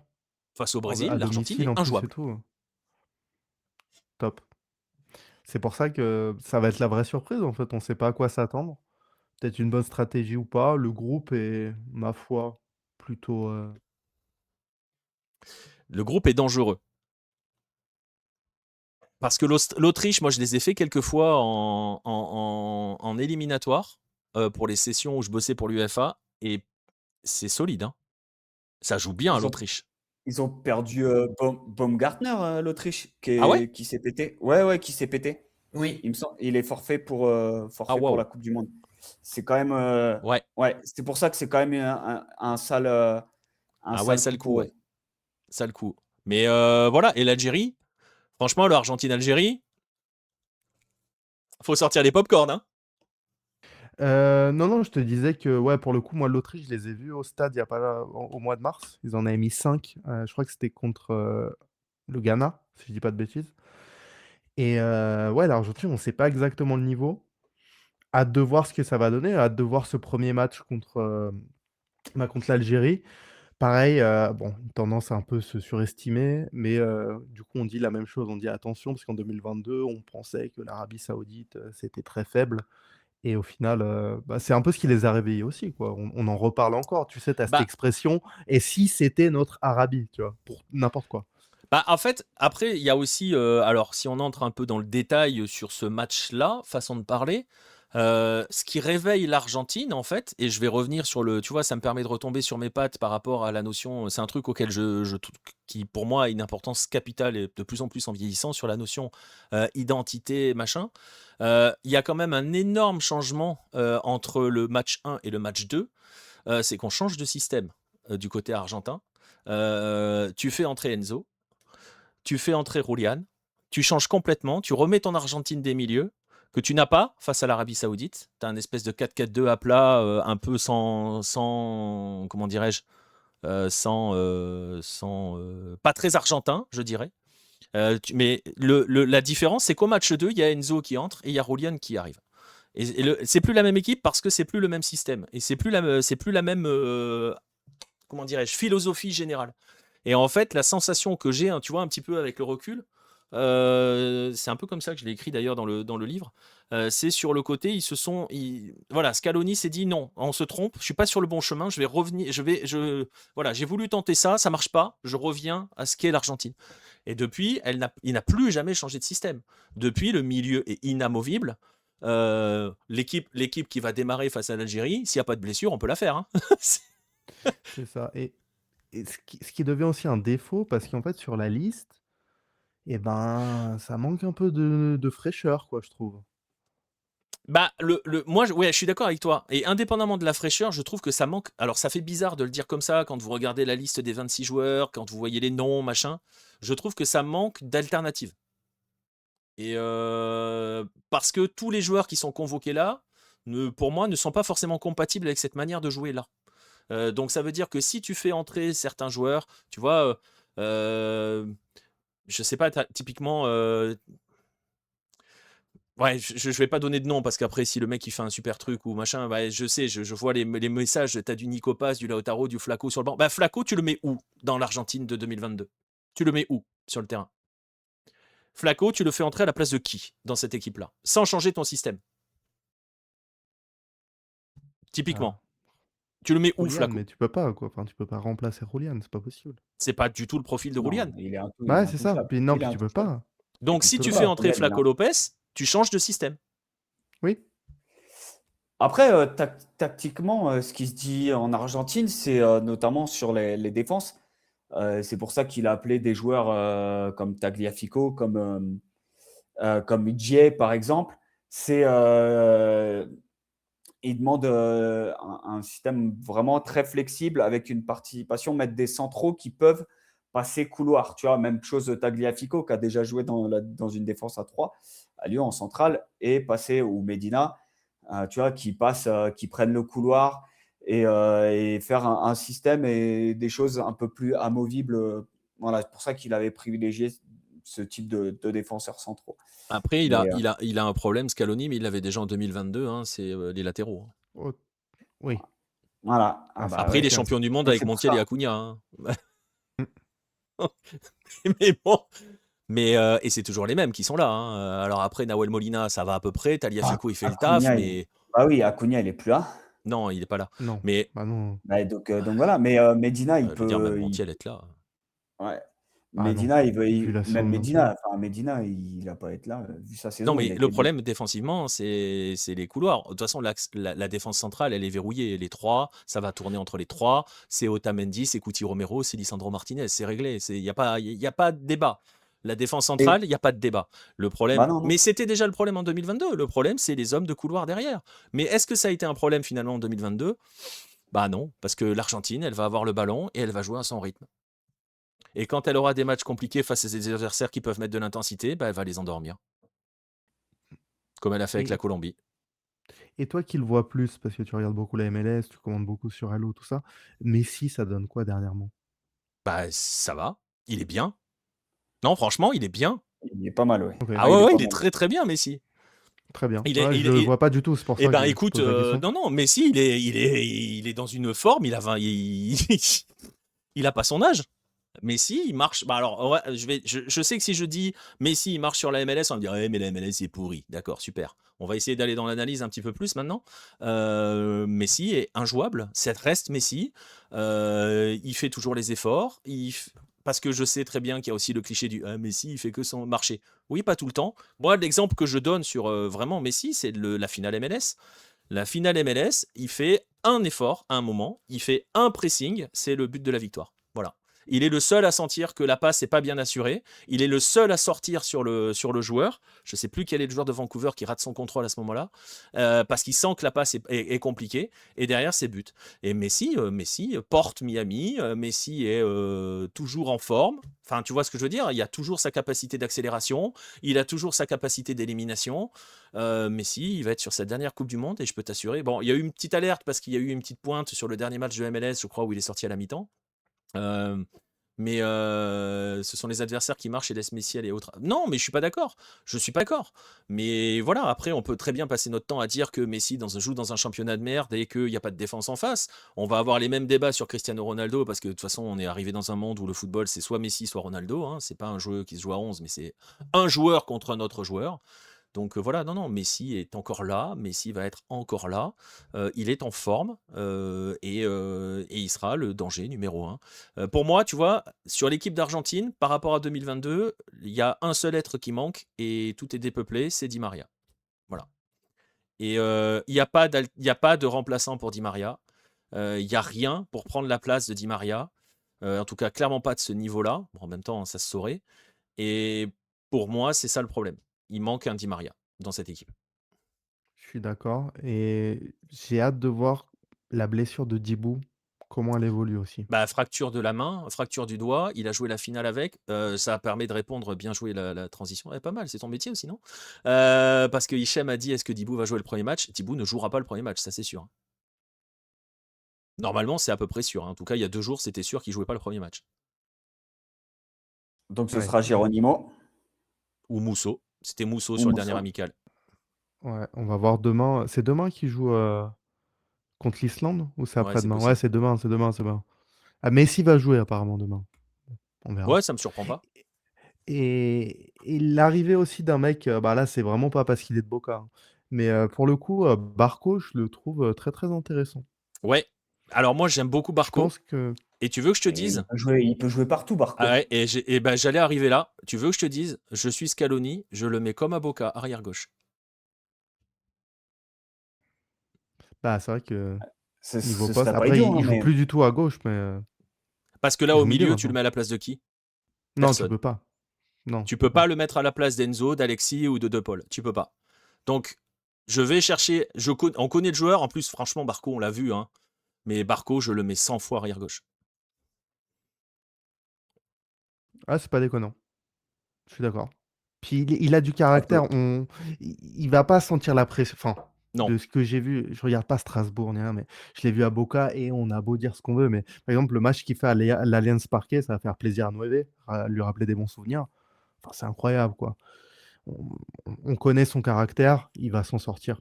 Il Ouais. va s'en sortir. Ah non, mais Oui, oui, Barco, bah oui, Barco, oui. c'est un joueur magnifique. Et c'est une des chances de l'Argentine d'avoir un joueur comme ça, parce que tu peux jouer absolument partout. Mais si tu veux en faire un titulaire, pour moi, tu le mets à gauche, derrière. Mais je suis d'accord avec Noévé aussi dans le chat. Sinon, tu le fais entrer à l'heure de jeu à la place de De Paul. Ça peut. Oui, il peut faire la différence aussi en Il super va la sub, hein, faire. sans problème. Mais oui, c'est un cadeau pour l'Argentine, un joueur comme ça. Et c'est pas parce Et que c'est pour un joueur de répondre, Boca que je dis ça en plus, moi. Hein. Donc, ouais, et pour répondre à Hichem, oui, si, Balerdi va être remplacé. Ils sont en train de voir qui ils allaient prendre, mais ils vont prendre Moi, l'idée d'un central qui peut jouer aussi dans un couloir, qui peut s'adapter. j'ai vu le contraire. Après, Ah ouais? c'était J'ai hier ou entendu. avant-hier, ouais. Que Au moment apparemment, où il y il aurait peut-être. pète, Ouais, moi à j'ai ce j'ai moment-là. entendu que ceux qui suivaient l'Argentine disaient ils sont en réflexion et ils vont prendre quelqu'un, quoi. bon, après, ils vont y aller à 26. Je pense qu'ils vont y aller à 26, donc ils vont forcément prendre quelqu'un. Après, est-ce qu'ils vont faire du poste pour poste? Bah, Et Scaloni a dit attention, on pourrait peut-être même avoir une deuxième absence. Donc, va falloir surveiller avec le match de demain. On mais va qui? suivre ça. Et Bah, ben, Dibou, je du sais coup. pas. Bah, ce serait le plus logique, mais ça m'étonnerait C'est quand le même. plus indécis, Dibou. Oui, Par contre, s'ils n'ont pour pas l'instant, Dibou, ouais. c'est compliqué, là. Ah, bah, ça change beaucoup de choses, Parce effectivement. que je sais qu'on est tous en langue française, qu'on est français, que machin. Mais, Dibou, c'est le meilleur gardien que l'Argentine peut Ah bah avoir. bien C'est sûr, clair. Et je bien vais sûr. presque dire eu. Je sais que tout le monde va faire mode hipster. Ouais, mais alors Fillol, les gars. Oui, oui, d'accord, Fillol, ok. Enfin, Dibou, il leur rapporte 2 Copa América et une Coupe du Monde. Hein. À lui tout Et il seul, commence le presque. cycle. Le cycle Complètement. gagnant de l'Argentine vient avec Dibou. Avec Complètement. Dibou. Ouais. Donc, non, Dibou, ça reste. Dans 50 ans, quand les gens s'amuseront à faire les 11 types de l'Argentine, ils mettront Dibou. Donc, l'Argentine sans Dibou, c'est pas la même chose. Pour le coup, c'est vraiment pas la même chose. Donc, on verra. Ouais, il y a Armani, ils peuvent rappeler également. Non, il joue même plus à River, Mais non, garçon. Hein. mais oui. Mais Il s'est fait oui, prendre c'est- Par Ils ont, contre, le en plus, nouveau ils ont jeune, appelé là, Beltran. bah oui, Beltran est Beltran. incroyable. Ah, il est super. Incroyable. Super Et saison. il sort de la nada en plus. Hein. Enfin, Nulle personne part. s'y attendait. On l'a pas vu venir. Parce qu'au départ, tout le monde pensait que ça serait Centurion. Ce On qui aurait l'a. été logique au final. Bah oui, mais personne l'a vu venir, le garçon. Et puis alors, tranquille, hein, il est arrivé tout seul. Et ce qui est très rare, hein, parce qu'en plus, on parle d'un jeune gardien, et on en a déjà souvent parlé tous les deux. À Boca ou à River, les jeunes gardiens, généralement, tu les massacres. Hein. Ouais, c'est clair. Et là, non, incroyable. Là, il va pas rester, il va pas faire long feu à River. Hein. À mon avis, Ah, je pense qu'ils vont bien le des vendre. Ouais. bonnes offres vont arriver assez vite. Ouais. Ouais, ils vont bien le vendre. Ils vont bien le vendre. Dibou, ça veut dire personne de petite vertu en espagnol. Non, mais pourquoi de petite vertu, ADN mutant? Je sais que tu es dans la haine peut-être, mais non, c'est pas une personne de petite vertu. Il a pas forcément la lumière à tous les étages. Mais Puis, c'est un personnage aussi. c'est ça, Prends il a l'exemple joué. de Zlatan. Tu Oui, vois Zlatan avec son personnage, Djibou, c'est pareil. Vraiment. complètement. Complètement. Il est dans ce rôle. Il est dans un rôle. Complètement. Et même quand Mbappé, on pourrait Non, mais dire la comme même beaucoup chose de à joueurs. Mbappé. Le football, il a changé. Ou là, si d'ailleurs, ça lui est retombé dessus, hein, qu'avait dit bah, tu penses vraiment que si je liais mon avenir à gagner la Ligue des Champions, je Ouais, mais resterais ça, au c'est. PSG. Ouais. Ah, tu vois, sur des trucs un peu arrogants comme ça, Ouais, mais Dibou, c'est il est pas arrogant. Il est dans un personnage du. un peu beauf. Oui, oui, De un peu. Ouais, l'Argentin thermo. Voilà. c'est C'est ça. l'Argentin Ouais, thermo, quoi, vraiment. exactement. Je cherchais le terme, c'est exactement ça. Et c'est pour ça qu'il fait rire tout le monde là-bas. Hein. Ouais, c'est clair. D'ailleurs, il y a eu une très bonne interview de France Football qu'il avait fait. Je crois que c'était Florian qui l'a fait après Oh, ça me surprendrait pas. la Coupe du Monde. Et tu vois, franchement, c'est intéressant à lire parce que vraiment, en France, on a vraiment cette anti-Dibou. Mais au final, tu te rends compte de qui il est et il respecte beaucoup Mbappé, il respecte beaucoup la France, tu vois. C'est Il respecte. vraiment. Oui, oui, mais complètement. Mais par contre, après, ce qui est incroyable, moi, ce que je trouve très fort, et c'est pour ça que l'Argentine avec Dibou, c'est pas la même, c'est qu'en fait, il rentre dans les têtes. Il est trop fort là-dessus. Et ça, c'est Ah son bah, rôle de demande à la gardien de but. Colombie. Mais Ah bah il oui, rentre oui. dans la tête des adversaires, mais c'est un truc de fou. C'est mort, en fait. Et c'est en ça qu'il est extrêmement fort. Et tu vois, par rapport à son côté, ce côté, il cultive aussi le côté, tu vois, avec la France notamment, le personnage qu'il a créé avec la Coupe du Monde. D'ailleurs, on dit contre la France, revoyez les Pays-Bas, hein.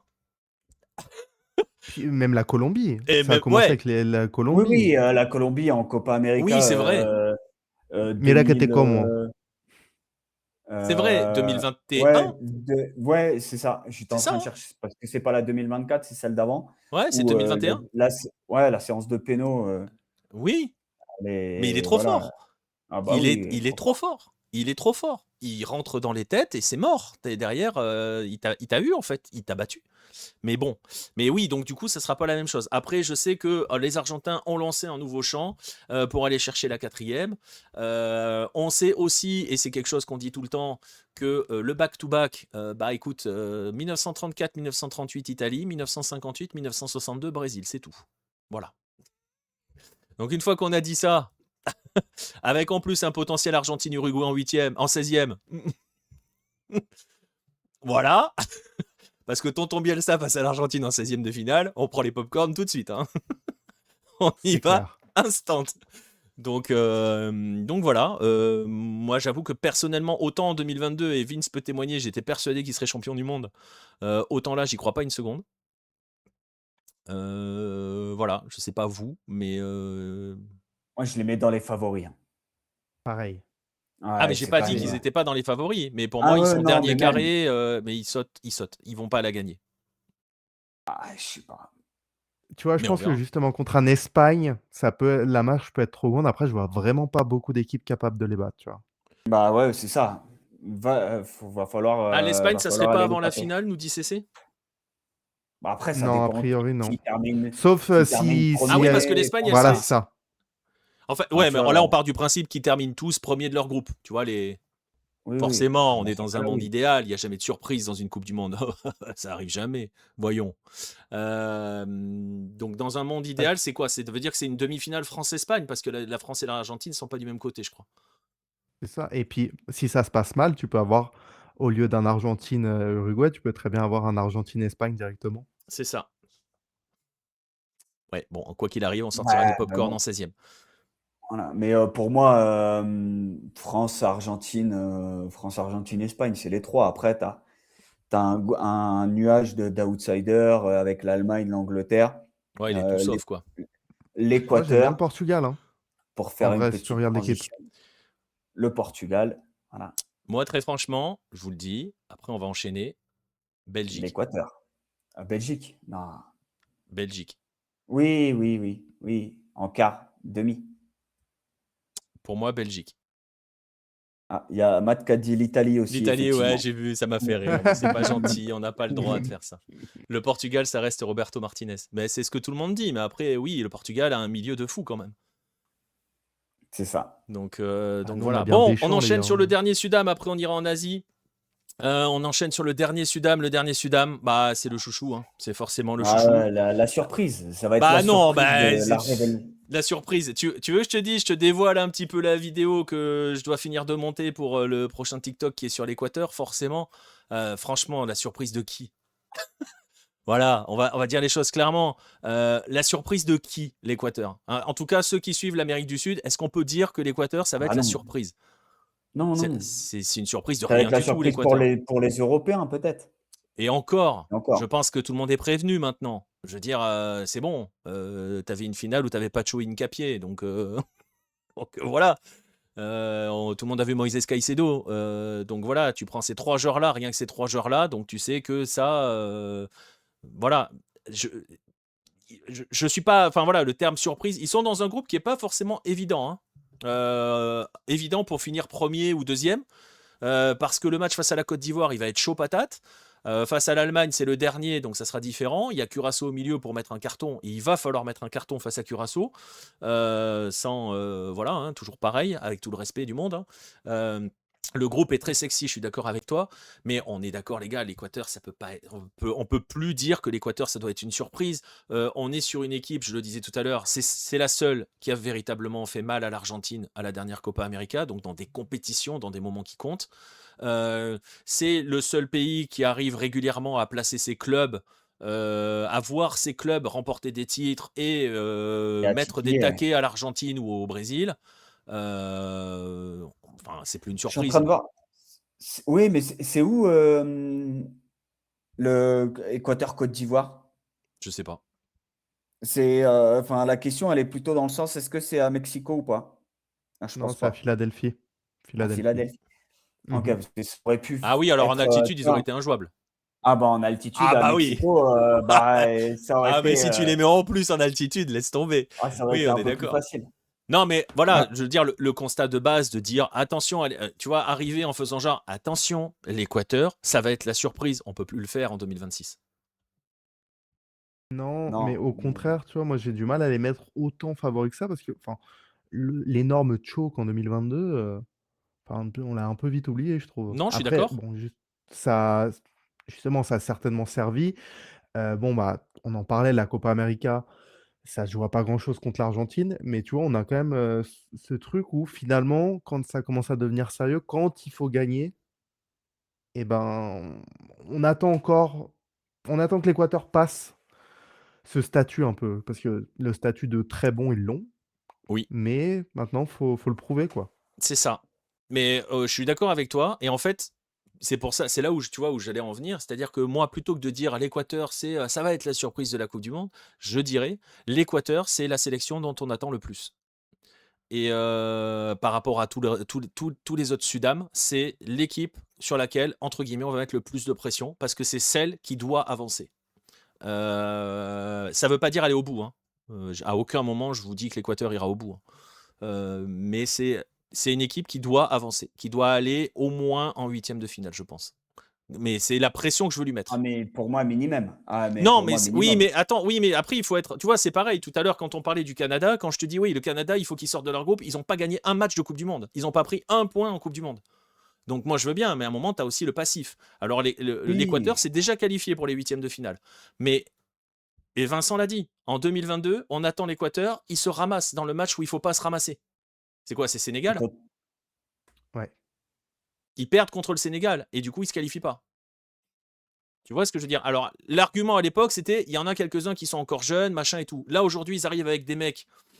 Ils ont des mecs qui sont vraiment blindés en termes d'expérience, qui jouent dans les meilleurs clubs du monde. Moïse Caicedo, Piero Hincapié, Pacho, William William Pacho. Pacho, Kendry Voilà, Paez. arrête. Kendry. Tu sais, t'as vu qu'il l'a J'allais mis Titu hier, hein? Ah ouais? Non, j'avais pas Titu vu au ça. dernier match, hein, Oh amical. là Non, là. mais BKCC va le faire jouer, hein. Alors qu'à River, Bah oui, mais regarde, BKCC l'a fait jouer contre le Chili alors qu'il jouait plus depuis 6 mois.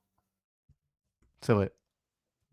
Donc C'est voilà. peut-être l'un des vrais points faibles de cette sélection pour le coup, c'est qu'il peut péter des câbles et il peut te faire un peu un 11 un peu nawak comme ça qui sort du Ah, chapeau après, il l'a pas trop et fait. qui te- Franchement, il l'a pas trop fait sur les matchs, sur tout le reste du temps. Il y a juste le problème qu'Henry Paes, mais bon, voilà, on va dire entre guillemets juste le problème qu'Henry Paes. En même temps, voilà, on sait que de toute façon, la force de l'Équateur, bah, c'est derrière. Pas compliqué, hein. Ah bah, clairement, On mais l'a c'est déjà comme dit ça que 20 tu gagnes une fois, compétition. mais on va quand même le reposer une dernière fois ici dans, dans cette émission-là.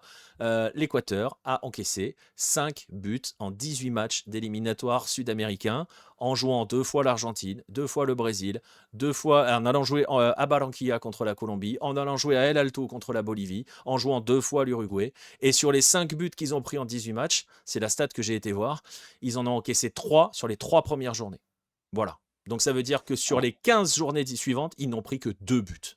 Voilà. Ouais. À partir de là, Après, ouais, voilà, après, il faut voir, ça c'est, tu vois, par exemple, sur le match à Barranquilla, je pense que tu en parles encore dans les tribunes.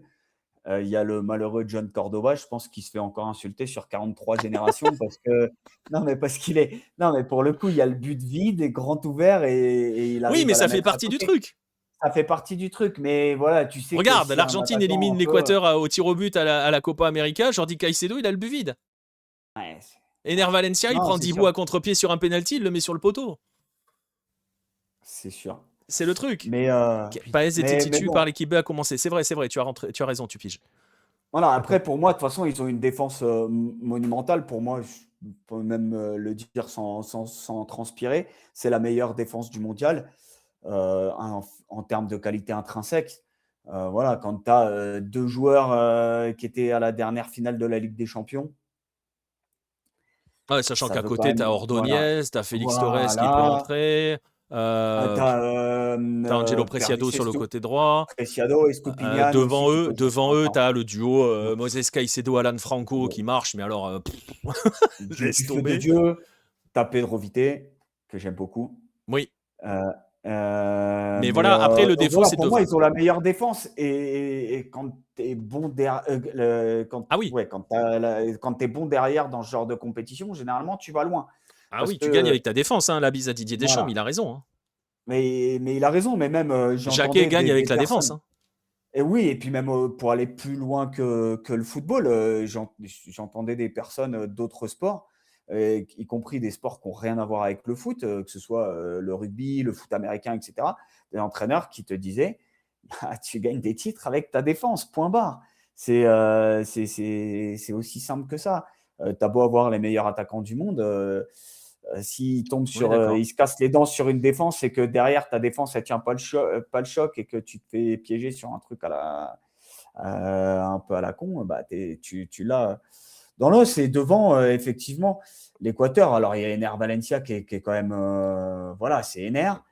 Oui, mais ça a Moi, 37 ans et c'est le ouais, seul. Et 137 ans. c'est le seul. Alors moi, je suis très très fan d'Ener Valencia. J'en profite, hein, j'embrasse Matt qui nous laisse ici.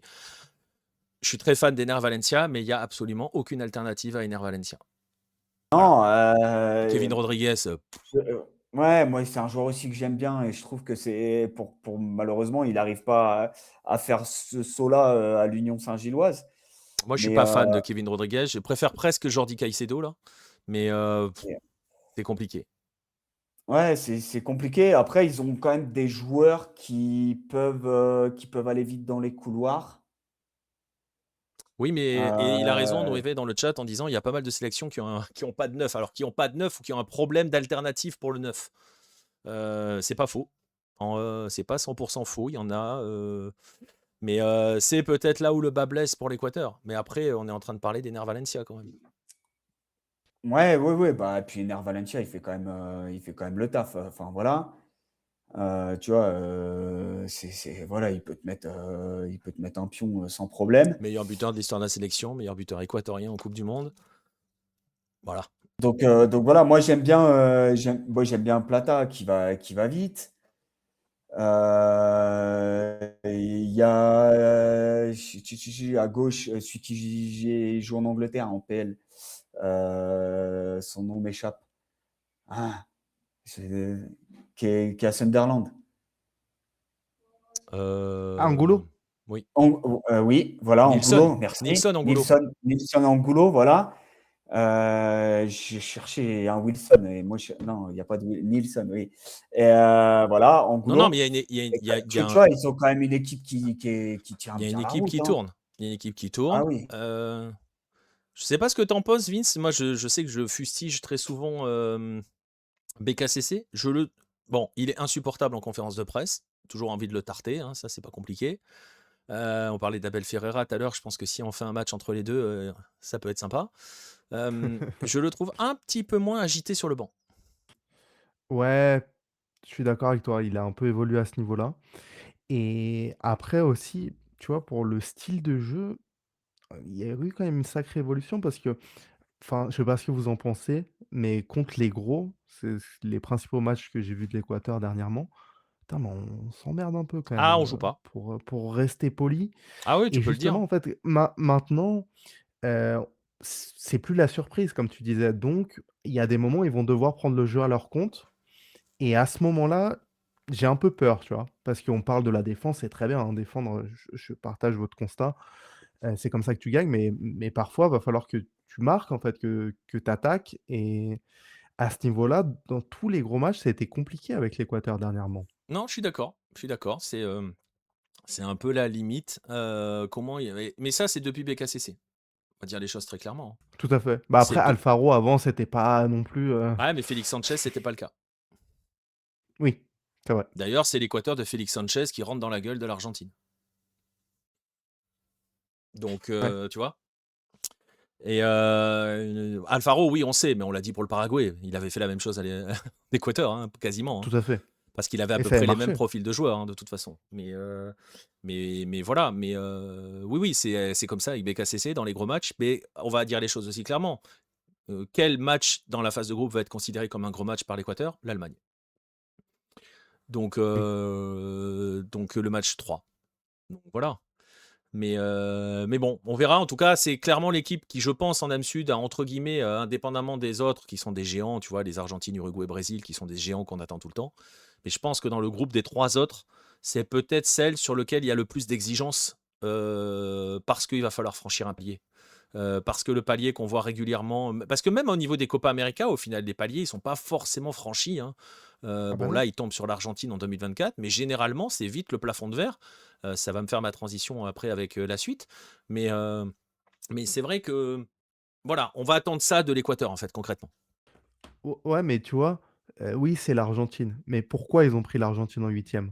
Ah bah oui. Ça se pète contre le Mexique, ça ils perdent, je crois? Non, c'est match nul et c'est contre, le Non, Venezuela, ils c'est perdent ça? contre le Venezuela? Venezuela.